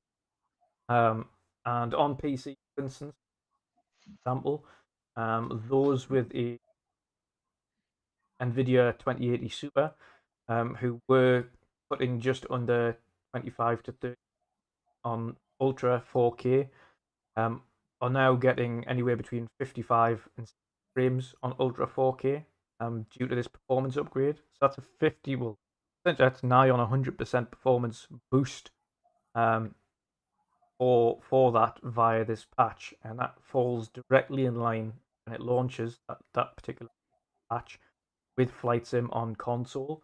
So we can only assume that the capabilities, or at least that particular patch, was really designed to get the console version good as possible. And if are we going to see then a game of that magnitude running on Series X at that level of quality? If it's running on a 2080 Super at 4K Ultra settings, nigh on anywhere between 50 and 60 frames, which is, if anyone's played the game, you can see how tough that is. Do any of you think that we're going to see the same level of quality on Series X when that launches on? I mean, I'd be interested. Mhm. Obviously, Mhm. I've got a 1080 Ti, and I think I have like a decent experience. Obviously, certainly not on ultra settings, but I have a decent experience most of the time when I'm in the air, even flying over like cities and stuff. But it's kind of when I get on the ground in like New York and big cities and stuff where mine falls to pieces. So I'm interested. I mean, obviously older technology, but it's still no slouch. The 1080 Ti is still a card that like kicks butt in certain areas. So I'm looking forward to seeing what the kind of performance increases do for me on the PC side of things. I agree with you, Drew. I think it's it's obviously being kind of tweaked and done to coincide with like the console release. Get it running well. They've obviously been a bit ambiguous. So obviously it's kind of like 4K 30. Presume it's going to be dynamic 4K, as a lot of things are. We're not quite sure what the level of detail settings are yet. Yeah. But obviously they did have that kind of caveat on the like VR, VRR. Sorry, God, it's late. My brain's switching off. Displays that support that will be 30 frames plus. And they don't quite say what those plus frames are. But I just wonder whether they've not locked that in because they knew this kind of performance enhancement was coming. Has it been developed in such a way where it's going to affect the Series X and S versions? I guess we'll wait and see. But it's only, for me, it's only good news. Whether it improves the performance considerably for my PC experience, or whether the performance on Series X for me is kind of the level of details increased and stuff. Obviously, flight sims you can kind of get away with 30 frames per second. I know like a lot of people who play like DSC or DCS, on PC, you know, play around like 30, 35 frames. And they're having like dogfights and stuff like that, you know, kind of combat flight sim. So the 30 frames doesn't bother me too much. It's the kind of It stable certainly doesn't. frames. It's especially how do we get high fidelity? up you are as well. Like in the game, there's a lot Yeah. of people. The main performance issues that have been on Flight Sim to date have been ground. Yeah. So my machine struggles if I try to take off from JFK or Newark or something like that. Yeah, It's just like I go down to like it must be sub 10 frames a second or something on some of the settings I've got. So I think that experience will be improved. But obviously, the Asobo and Microsoft will have had to do something, because you can't just say to people on a console, "Oh, when you're on the ground at JFK, it's going to run crap" or whatever. So yeah. they've had to balance that, so the experience is kind of like perfect at the frames that have been selected. But I think the re-engineering this stuff's only good, a good story or a good sign for me. And one thing as well that I kind of have to take into account is a lot of these people that are doing the tests of Flight Sim on PC also use DLSS. The super sampling, of course, to get 4K, so it saves a lot of performance overheads there as well. I don't think they've had the opportunity yet to implement the AMD Fidelity FX with Flight Sim on Xbox. Yeah. So I don't think we'll see that. But even if we're getting an 1880p or 1440p image up-res to 4K on console at 60 at high to ultra settings, I think that's going to be a very and again, even if it's a locked 30, this type of game does not. If you manage to get a locked 30 out of Flight Sim on console at any kind of decent quality setting, decent enough resolution, I'm very happy with that. Very taxing game. Very taxing game. And we're not too far off, are we? No, a couple of weeks. 20 days to be precise. 27th, yeah. Oh, exciting times. I'm really looking forward to it, because reading an article that people with a RTX 3080 already had like struggling with the 60 FPS, and bringing this kind of game to a console, and I hope it's gonna be like a stable 30. That would be pretty awesome. You know, like it's probably a big achievement as well for the developers and the people behind it. So yeah, I'm pretty excited for Flight Sim, and let's go for it. Yeah, It doesn't matter to me like how the game looks or anything. The main fact for me is that I can fly a plane. You know, like you can play a Flight Sim on a console. Yeah, and be in real time. You know, that's probably one of the things I really like about it. That it's actually the time that you are now. So yeah, man. It is awesome. It's very strange. I think it's going to be very strange for me, because I've always played Flight Sim on a PC. Like since I think the earliest Flight Sim I played was probably Flight Sim 95. At that, I was 7 years old at that point. I think it was the earliest one that I played. And I've always had that on PC, and I had the full joysticks and the force feedback joysticks and everything like that. So it's gonna be a very strange one for me for when that launches, not to be at my computer playing Flight Sim for a change, and actually being sat on the couch and seeing Flight Sim on the big screen on a console is just going to be surreal. That's going to be so strange to me. Chris, I know. Have you ordered your joystick yet for Flight Sim, or? No, I wasn't sure. I don't think the pre-order was available yet, but I might have to check. It may have gone live or something. But I'll definitely be getting. I was tempted with just going all out on the Turtle Beach one. Is it Turtle Beach one? Yeah, I think it is. Yeah. The big fancy one with all the kind of like digital dial on and stuff. Because I did go through a period where I was kind of like addicted to it, and I was like playing it for like 3 weeks solid. It just happened to be some of the kind of performance issues like bothered me, and then work got in the way and things like that. But for all the kind of challenges, the landing challenges where you land in like the Alps and you land on like different runways and stuff like that, they were all pretty good. And then I was like recreating my journeys over to Amsterdam when I used to work a griller and stuff. So I was flying like Liverpool to Amsterdam, remembering those and stuff. So you do get kind of like addicted to it. It's just awesome. So flying around, I just kind love, of like I just love trying Dubai to, and things. yeah, I just love going to like all the, like the first thing I did when I booted it up was just go to all the places I've been with on holiday and sightsee. I'm like, oh look, I've been there. Oh, this I've stayed here. Oh look, this is where this it's is. brilliant. It's pretty cool. It's just, yeah, it's surreal, and the fact that everything's in real time as well, and you can, it's just so straight. I'm so looking forward to see how they've kind of translated. Yeah, and I was playing on like an Xbox controller, which obviously works I felt it surprisingly was well. all right.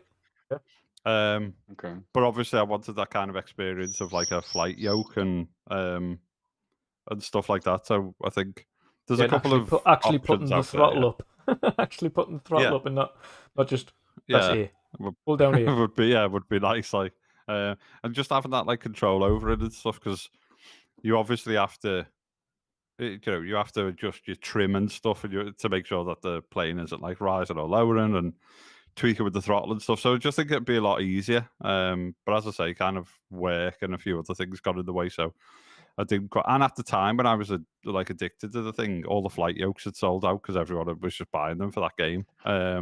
So they were all on back order and things like that. But it looks like, I think the other thing which is interesting, and I'm not sure whether it's like, I don't think it is the Turtle Beach one, but I think there was an interview, wasn't there? And someone at Microsoft or Xbox alluded to like a couple of pieces of hardware for flight sim. Yes. So I think they'll probably end up with an entry level one. Yeah. You would imagine they'd put out some kind of entry level out, and obviously by the I say entry level, it's probably still going to be £80 to £100. But even then, yeah, that would probably suffice. Probably, maybe it's even elite money. Maybe it's £100. Yeah, I mean, if they're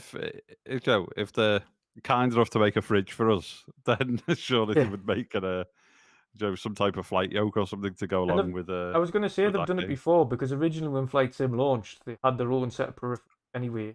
Microsoft Force Feedback joystick, things like that for Flight Sim on. That's how I used to play it. I used to play with a Microsoft Force Feedback. It was just called Force Feedback. I don't know whether or not anybody in chat kind of ever used old school Microsoft Force Feedback joystick.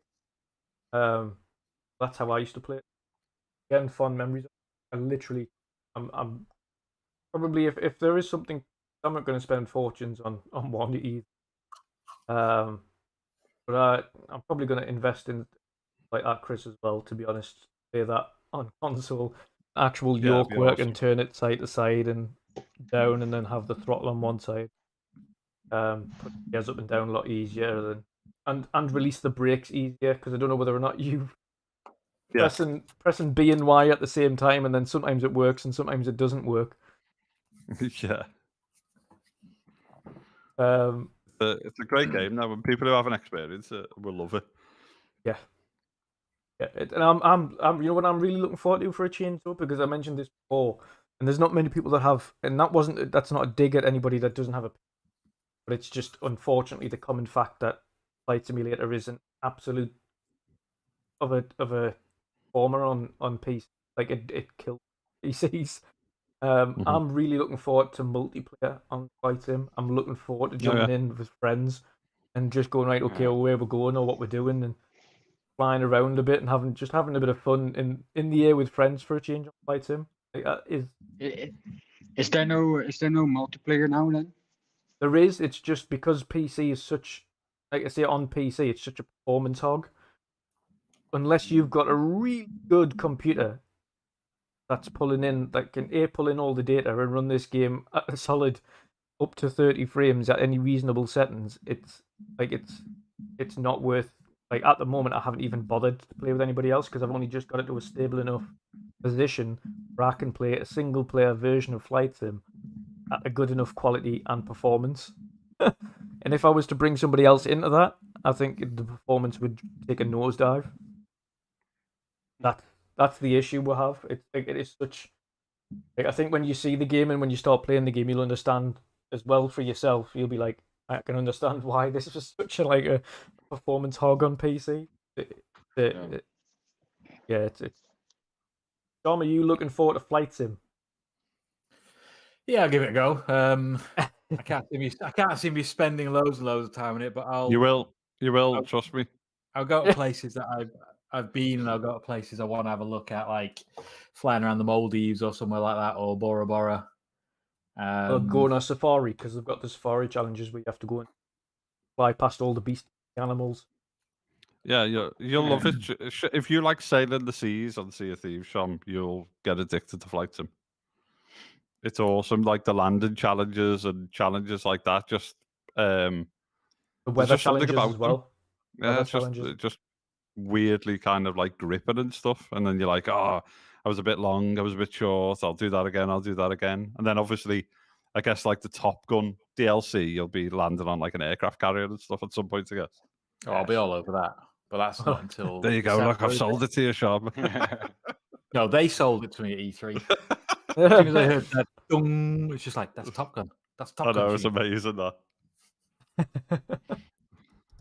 Yeah, but I can't wait. I mean, we've got more games coming out before that, but Flight Sim's definitely up there with one of my most anticipated coming to console. Again, a lot of people just say, "Oh, you can play it on PC." Well, yeah, if you've got an absolute beast of a computer, you can play it on PC. Otherwise, it's not worth it. Like, just don't even like it's like Chris. You've got pretty much the same as me. You've got the 1080 Ti, but I've got the X10 6 gig. Yeah. So it's not too much dissimilar from probably what your performance is sitting at right now. And I've got 32 gig of RAM. I think you do as well. Yeah. So we've got Performance, pretty much similar spec machines, and we're getting kind of slammed with it or whatever. So yeah, I am really interested to see how it runs.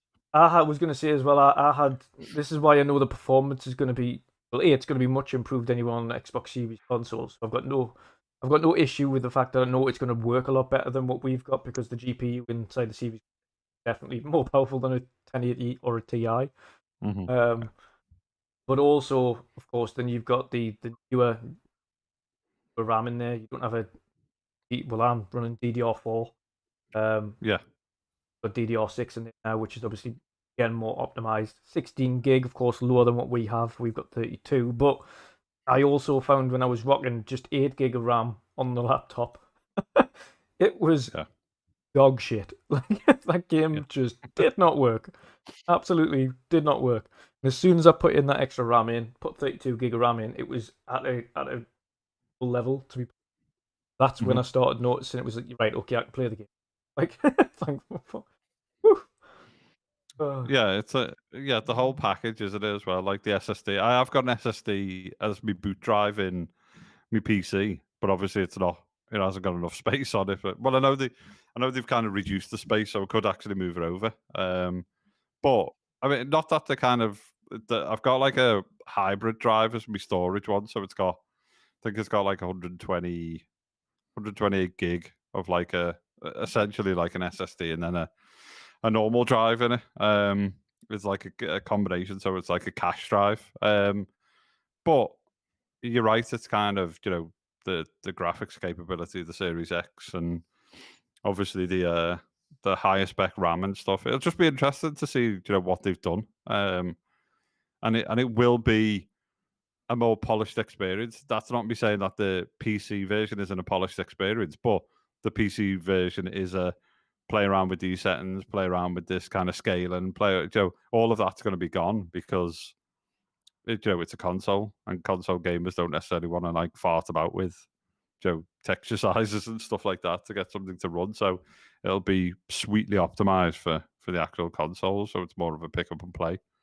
But I think it is a funny one because I think people just think there's no kind of rhyme or reason to it, and you just kind of fly around, and that is one part of the game. But all the weekly, monthly challenges and the landing challenges and stuff are just really good. You get really kind of addicted to scoring higher points than people, and then as you say, like the safaris and the other sightseeing tours, and so it's got like a lot to it, and they've obviously improved a lot of that stuff from when it first got released and we were first playing it. Oh god, yeah. They do, of course. They've got monthly things, they're monthly updates where they essentially pick a place, major city on the planet, and then or major country, or something like Yeah. that, and they go around and then physically by hand then make everything more realistic. Go over and instead of just using the Bing maps, which is what they currently do, they essentially kind of go up and touch up and make everything look far better than it ever did. They class them as Yeah. world updates. They've released a substantial amount of those so far. I think it's maybe 5 or 6 large, maybe it's more than that, large world updates now. Europe's being Yeah, they're covered. awesome. Yeah. I remember watching a tutorial as well because there's you can't obviously it's not something I'm gonna do, but you can basically go into kind of Google Maps and various other mapping facilities, kind of take a chunk out, and there's like mod tools that people have got, so you can replace like a stadium that just might be like a general stadium with the actual one from Bing or Google or 3D Maps or something where they haven't actually gone in and done it. And then you kind of map them over each other and sew it together and stuff. So there's like the mod tools for obviously PC, and you've also got the Flight Sim store as well. So you've got kind of registered third parties doing kind of airport packs and plane packs and stuff that may not be supported in the game, which are always good as well. 100%, 100%. And again, you've got then community add-ons. So of course, the Flight Sim community notoriously create their own add-ons, their own planes, their own. They then go up and touch airports that they want to touch up or make more realistic that Microsoft might not get around to. So that's creators from around the world that want to go and kind of add airports in that haven't been added in correctly, and they can put them in, and you can download it, add the assets in yourself. And of course, a lot of these are directly funding these particular supporters and community members. So when you do purchase that content, they get out of that as well. So all of this stuff just adds to like the Flight Sim community is absolutely massive, and the content that they have in this game something. Even if you're not a Flight Sim fan, I would definitely recommend everybody to at least jump on when that game looks.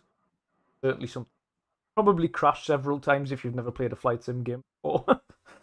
And by that, I don't mean the game crashing. I mean you will probably crash into something or crash upon takeoff or fly into a building. But the views and give a minute as well. You've probably done this yourself, Chris, but just to play around with the weather system on there and just add random weather in and just how stormy can I make it and how much lightning can I add and what's the worst visibility I can put on and it's amazing. It is great what you can tweak about with and stuff, and there's a bit of learning curve. I mean, you can.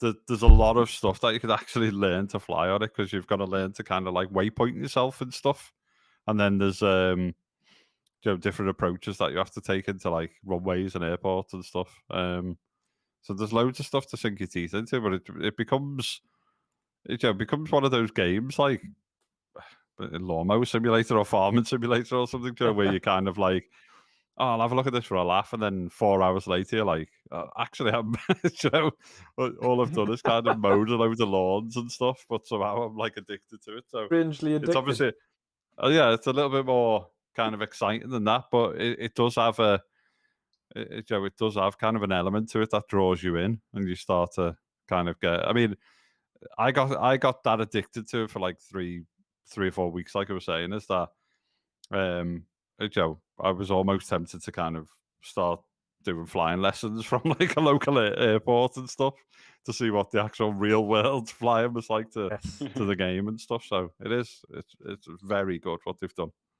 Yeah, and I think people need to get used to that as well as the fact that this is a 1-to-1 of the entire planet. So like flying from one location to another location is the exact time it would take you to fly from one location. Yeah. Like there is no like okay, it's a hampered down version of the planet. No, it is a 1-to-1. So if you're going to be flying from like Newcastle to Amsterdam, going to take you that long.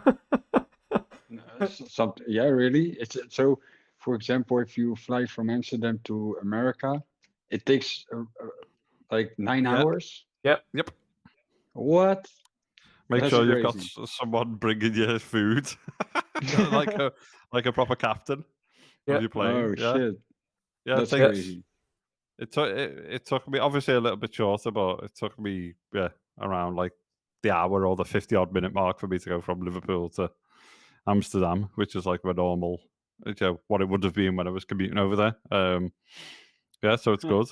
Or like a cheeky little, Nice. 30, 40 minutes from like a London to Manchester or stuff like that. And then you can do like obscure flights, which probably wouldn't really happen. Well, actually, they would if you were kind of learning, but so you could go from like Liverpool to, for me, you could go from like Liverpool to Southport way, and there's obviously like a little kind of private airfield there and stuff. So, yeah, it's just awesome. It's awesome, just like, and then also trying to find your house, which is good. Yeah. First thing I'm gonna do. Trying to Yeah, fly first around thing. looking for your house. Yeah. It's just like It's brilliant. also really hard because you don't quite realize just how fast you're going in a plane, and you're just Yeah. like, oh, there's my house. Yeah, exactly. Gone. Fly around again. You just end up just going Yeah. around in circles. You're just like, where it is? There it is. That's pretty cool. Not wait, and I can't wait. Like I say, the thing that I'm looking forward to the most on console time, it's being able to experience that with friends in a party, jumping in and just flying somewhere together, or just having a laugh and playing multiplayer on flight sim for the first time in a very, very long time. But yeah, awesome stuff. I mean, we did originally just have 4 normal topics, and we'll finish on a smaller topic and get everyone back involved on this and get their thoughts. Nintendo have Nintendo'd this week. They've announced that they're bringing out a refreshed version of their console. Now, unless you're a die-hard Nintendo fan, you're going to be looking at this news. What are you doing? So, have released or are releasing August the Nintendo Switch OLED edition. Changes on this are a smaller bezel, a larger 7-inch OLED screen, a larger kickstand at the back, which is a little bit more maneuverable and less flimsy. Battery has remained the same. Every other real aspect of this has remained the same. It does. We're going back to the early 2000s here. But it does now include a LAN port to put a hardwired internet connection into the dock. You can actually play a wired internet connection on the game if you're thinking about playing some online games on there. Like I say, something that we've been doing for many years, including the OG Xbox One had a LAN port. And now, eventually, the Switch has a LAN port on the dock. This is retailing very soon at a whopping 349 British pounds, which equates really to about 400 euros and almost $470. I do. That's what the translation would be. Dare I ask, Sean, what's your thoughts on Nintendo being Nintendo? And it's Nintendo being Nintendo, putting the minimum of effort into something and trying to charge high prices for it. It's like, it kind of shows like, and you saw it with PlayStation, you see it with some Xbox insiders that get things just so monumentally wrong. But when you had like all these insiders saying that it was going to be higher spec, be able to do 4K and things like that, when really it's nice to have an OLED screen, but it's not worth upgrading for. If you're thinking of picking one up, picking a Switch up in general, then wait and pick that up. But other than that, there's I don't know who it's kind of aimed at. And we know as well from experience with Nintendo that they don't have any plans on reducing the cost of these things anytime at all, forever. No. So the original, no, cost of the original. The original cost of the original launch Switch is still the same price. Yeah, it's over 300 euros. Like, come on, guys. it's crazy. Like, I don't know. I mean, now, and this is the thing. Yeah. with that screen that I mentioned that's coming out shortly for the Series S, by the Kickstarter over in Australia, you could potentially now pick up an Xbox Series S and a screen and use it as a portable gaming machine for a cheaper price than you would a Switch OLED. Crazy. Which is just yeah, I was really surprised when you sent that in the private message. Yeah. I was like, what the heck? That you saw the reaction of the other guys. Like, come on, like how can you ask so much money only because it's an OLED screen? That's basically why you're paying so much money. Yeah. It's because of the screen, and maybe the internet.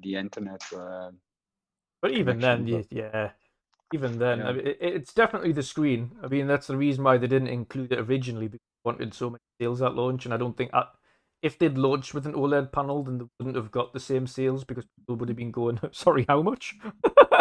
So a portable device for what? 350, or I can get an Xbox, or I can get or I can get a PlayStation. Right? Okay. Yeah, I think I'll give it a miss. Yeah. Exactly. Just again, the OLED screen is the cost because OLED panels aren't cheap. But 350, maybe 300, yes. Kind of then say £50 additional for OLED panel, slightly smaller bezel, and a kickstand. But they should have launched with it originally, really. Jeff Grubb did come out and say, though, that he still stands by the fact that model will be some point next year. By Pro model, of course, all they mean is that it's going to have a newer CPU and GPU inside of that based on up-to-date mobile architecture. Of course, for anybody who didn't know, the Nintendo Switch is running on a 2015 chip. So it's already behind, not up to date. Chris, I know you've just turned camera off and muted yourself, but No, it's what's your thought? Sorry, it's my one of the neighbours' cats decided to like venture into my house. So I'm like, Oh, what's brilliant. it up to? So I'm not trying to steal the cat if anyone thinks I am. Cat whisperer. He's obviously just like come in the back door, which is open, and is like having a full-on mooch around. So I'm slightly nervous as to what he's up to. Yeah, it's not for me. I think I said it earlier in our kind of chat that I won't be buying it. I mean, I'm already contending with bloody Joy-Con drift on my light anyway, or joystick drift on my light. So, yeah, that's making me not want to play it. I'd be interested in getting I'd be interested in getting a Pro, but then I haven't really turned my Switch on for a while. So the only reason I'd get a Pro is this is one thing I always say when someone buys a Switch and plan on using it, other than just handheld mode. Get the Pro controller. Get the Pro controller, and your problems with that will be solved. Yeah. But again, with a light, you don't really have that thing because I don't think the light has a kickstand, so you can't. Yeah, and yeah, that's it. The whole thing was like, I like the idea of having like a dedicated handheld, like the old Vita or whatnot days. But yeah, it's I don't mind spending money and stuff like that, but it just bothers me that like Nintendo are just like, no, you're going to pay 60 quid for this, and it doesn't matter if it's like 3 years old, you're still going to pay 60 quid for it and stuff. And then I've got like a lower resolution, lower frame rate, version of some stuff. Like I really loved Strange Brigade, for example. Played through that. So I bought it. Still got it. Would still play through it if anyone wanted to. But it's like I saw it in that Nintendo, and I was like, "There's no way in the world that I would play it at that." Like, the settings that it was at, the frame rate it was at, and stuff. And it was just like, who plays that? It's I'm not hating on Nintendo, that's for sure. Obviously, I've got a Switch myself and stuff, but I'm not buying one just because it's got a LAN port and an OLED screen or whatever. So, like I said, the only reason I've had the same issue as you. In fact, kind of one step up worse. I bought a separate pair of Joy-Cons to modify. Well, say modify, just literally just to customize. So it was just take them apart, spray them, and then put them back together again. I haven't used them. Literally just took the shells off of the internals, sprayed them, put it back together again. And upon turning it on, already had stick drift. So I had an issue with it even before I'd used the Joy-Cons. It was, and I haven't used them since. Terrible, they're just an item to display. Pointless. It's not even just a little bit of joy. Like the right stick is just battered. It is as if someone's just been playing on it for like 1,000 hours. Just ridiculous. Like I've never seen it like it. Like on the main screen, it's just to the point where you can't stop it doing anything. It's just cycling everything like really quick. I'm like, that's just... that's what I had. And you go through kind of like the reset kind of things where you can kind of like reset the centering and stuff, and then it just does it again. It's it just becomes a pain. Yeah. And so yeah, that's it, guys. We're going to wrap up now. We're going to probably catch up on the remaining section of the football. I think it's still 1-1 as far as I'm aware. Yep. Probably end up in extra time. But we hope you enjoyed the show today anyway. Just as a reminder before we go, of course, Pat will be doing his unbelievable charity stream for diabetes funds, Grannell, on Saturday. And of course, that will be from 1 p.m. Central European time.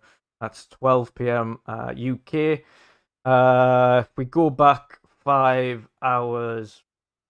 It's going to be 7 o'clock America time. Yeah, 7 Eastern, Something and like that would make it probably about... Go back again 2 hours from that. 5 o'clock in the morning for those in Central America, or Pacific Standard Time. So it's going to be an early one, but of course it's not going to be the short stream. It's not going to be a standard short stream. That will be playing all day. How long are you planning on streaming for, Pat? I'm not. I don't know yet. I don't know. Decided. It's gonna be for sure. It's gonna be probably around 4, maybe 5 hours, and then We'll see if we can push that boat out. Oh, yeah. You remember, especially for one of these streams, make use of that take a break scenario where if you need to go and get some food, then you put a break on and you come back. Oh yeah, for sure. Yeah, I'm waiting for you. So like I said also in the message, I was pretty surprised that you are making a new starting soon, ending a break screen and stuff. So yeah, I'm looking forward to it. Definitely. Like I say, we'll be doing this on both his Twitch channel, which is I do believe in the description below. So you should be able to find his Twitch channel there. If you're not already subbed, go and drop him a sub or a follow and show your love for that stream. On Saturday, again, if you're not or haven't had the opportunity to by that point, we will also be showing the stream on this YouTube channel right here.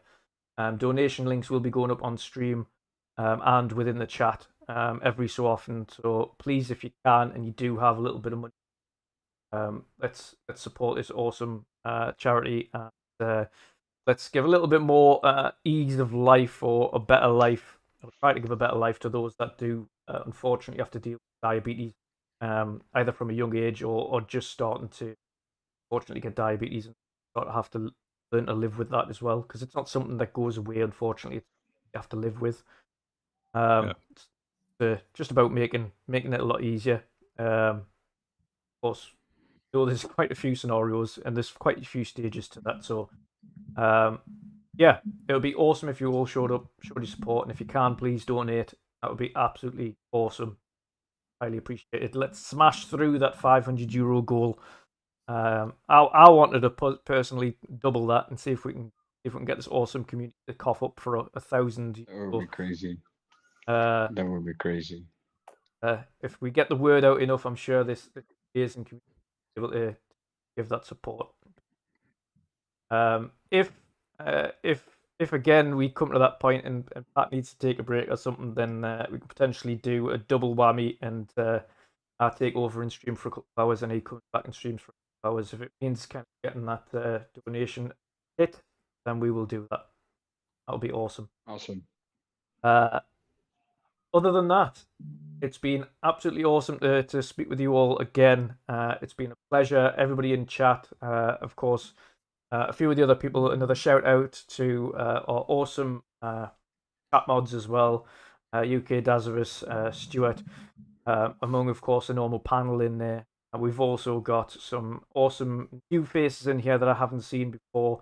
It's great to have you here. Of course, Mile UK 73, Jean-Marc Louis. We have, of course, have a look. Meisuko, of course, as you know, just an absolute abundance of great people, new fresh faces, as well as kind of your regulars coming into the chat. It's been an absolute pleasure to see you here and kind of rock this thing forwards. We are now over that 800 sub mark as well now. Thank you so much for every new subscriber over the last few days and weeks. Absolute pleasure. So thank you very much. We're stepping ever close to that 1,000 sub mark. Of course, at 1,000 subs, the original goal, at least the original plan, but it is going slower than expected. So I'm going to alter this prize a little bit so the original plan, of course, is a copy of Scarlet Nexus for the Xbox Series X, a copy of Ratchet and Clank for the PlayStation 5, and a custom controller for any platform. Is going to be given out to lucky subscribers when we hit the 1,000 sub mark. Now, because it might take a little bit longer to get there, of course, you might not want those games or might have already purchased those games before that. So I'm going to alter it a little bit.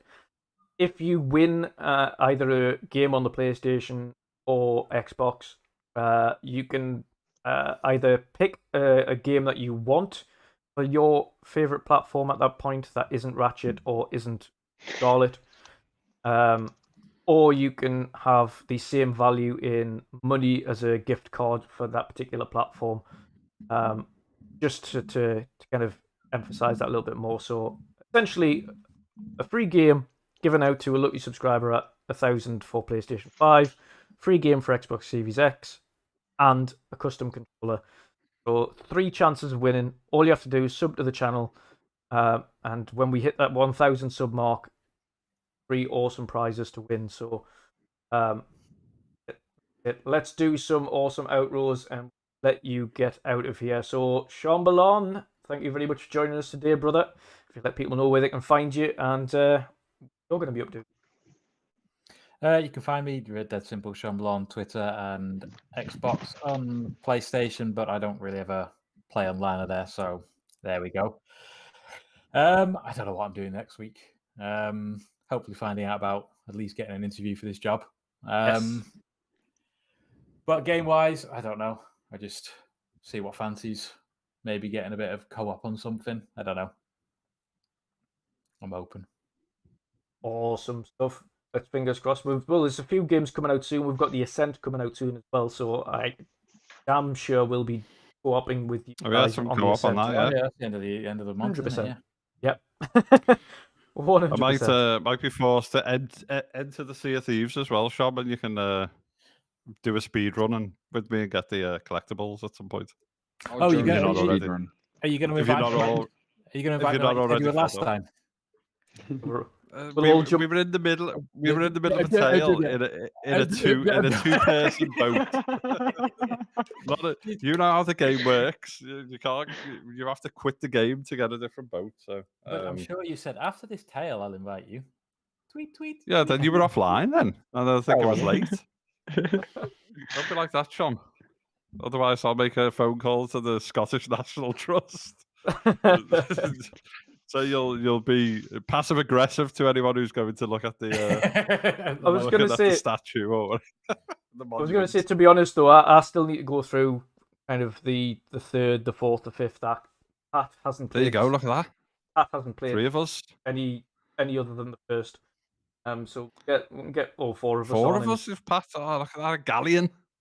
Yeah. So I mean, yeah. Oh well, I'm free. I'm free Friday, Saturday. Yeah, let's go for Galleon. Let's Galleon go full on galleon. Let's and let's actually organise a day and get this done. Awesome Speed stuff. run, and then I can see the Monkey Island Easter egg with my own eyes. Yes. Patcha, if you let people know, brother, where they can find you, and of course, what you've got coming up. Got a big weekend. Yeah, it is. It is. Yeah, well, you guys can find me on Twitter, of course. That's the main platform, social media, where I post everything. At least try to post everything. But also, you can find me on Twitch. That you guys already probably seen in the description. You heard from Dutch. So you already guys know that I have the charity stream coming up this Saturday. So I'm super excited for it. Can't wait. Hope to see you guys in the chat. We're gonna make a great day out of it. It's one thing that I've been thinking a lot about to do, and now finally it's the day to do it. So yeah, man, I'm super excited. Cannot wait for it, and let's have some fun, man. I mean, well, Really do. there's an idea. There is a super idea. Saturday, charity stream, 4 people, Sea of Thieves. Who knows? We can do it. No problem. Let's have some fun. Nice idea. Let's That have would be some really fun. cool. Yeah. Yeah. That sounds. There we go. We've already got a date. We know what time we're kicking off. That's 1 p.m. 1 p.m. on Saturday.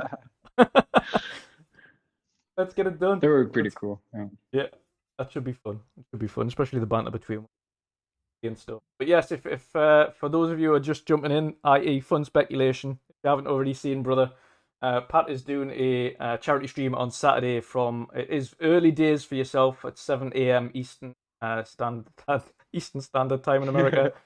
1 p.m. UK. It's a charity stream for diabetes funds in the Netherlands. So let's get the word out. Let's make it a very successful charity stream. Last but not least, Chris Grannell. Let people know where they can find you, brother, and what you've got coming up. Usual places. So on Twitter at that CJ Grannell, and Xbox Hard Times UK. A bit like Shom, I'm Hard Times UK on there, but I'm not really online on PSN, or haven't been for a while because my I've got my PS4 Pro, but I've not set it up since I moved into this house, and I can't find various controllers and cables and in boxes somewhere, so I haven't tried. And obviously, I kindly surrendered my pre-order of a PS5 to someone who was kind of desperately wanted one and couldn't get hold of one. So I'm just like everyone else, stuck in the rut of not being able to get hold of one, but I'll grab one as soon as they become available. But yeah, CJ Grannell, Hard Times UK. I'm online quite a bit, playing Remnant. Yeah, if anyone wants to jump into some co-op, or obviously Sean's feeling offended that I didn't invite him onto the boat the other night. So Sean, you can join me for some Remnant, and then we can go sailing, the 4 of us together. So I'm always about. Just give us a shout. I never wanted to play with you. I only wanted to play with Dash. Let's see who gets a shout out on Darge's latest video. If you haven't already seen that, Darge, I don't need to be Dash. I don't need to be shouted out by Dash. Darge Van Damme, as someone Darge on Van Ace's stream yesterday, someone said that I think Tony said that he looked like Jean-Claude Van Damme, and I think it's gone straight to the old Darge's head now. I think he's trying to do splits on the roofs of buildings somewhere, realizing that he's not quite as flexible as Jean-Claude himself. So well, as long as he's not doing the moonlight butt walk, yeah, that he does. Or the kickboxer pub dance, drunken dance. No, he's definitely got to do that. I want to see that. Yeah, definitely get that on. So we'll have to get Dodge back on. Dodge was good. Awesome stuff. Last but not least, of course, myself. You can find me on Twitter at WandrinDutch, of course, right here at WandrinDutch. Occasionally, but rarely, Twitch at WandrinDutch. Xbox is a slightly abbreviated version of that. It's WandrinDutch. Character limits. And on PSN, even though I'm never online really on that either, kind of sitting there at GoesseN, which is GoesSen.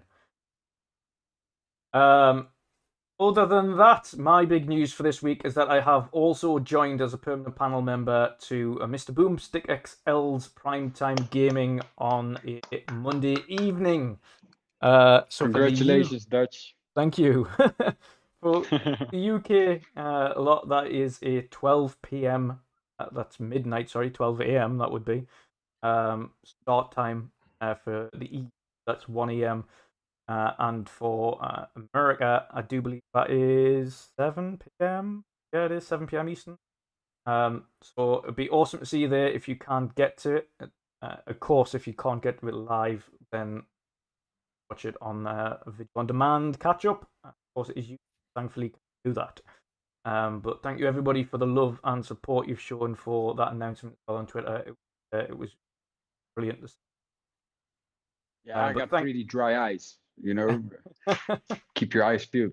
So I was, waiting for a while. Yeah. No, but thank you everybody for the love after that announcement. It was Boom just asked me pretty much about a couple of hours before we'd mentioned that, if not a little bit less than that, and it was a brainer. Awesome, awesome guy. So can't wait to dive into that a bit more as well. But thank you everybody for joining us this week. Please help us out. YouTube's never that kind to all the creators. Like, subscribe, and share this out, and put on that notification bell. It occasionally works, and you actually get notified when we go live. But certainly help share the word. It does a lot to us. But thank you everybody for your time tonight. I hope you have an amazing evening, and we will see you all again next. Bye, guys. Take care. Yeah.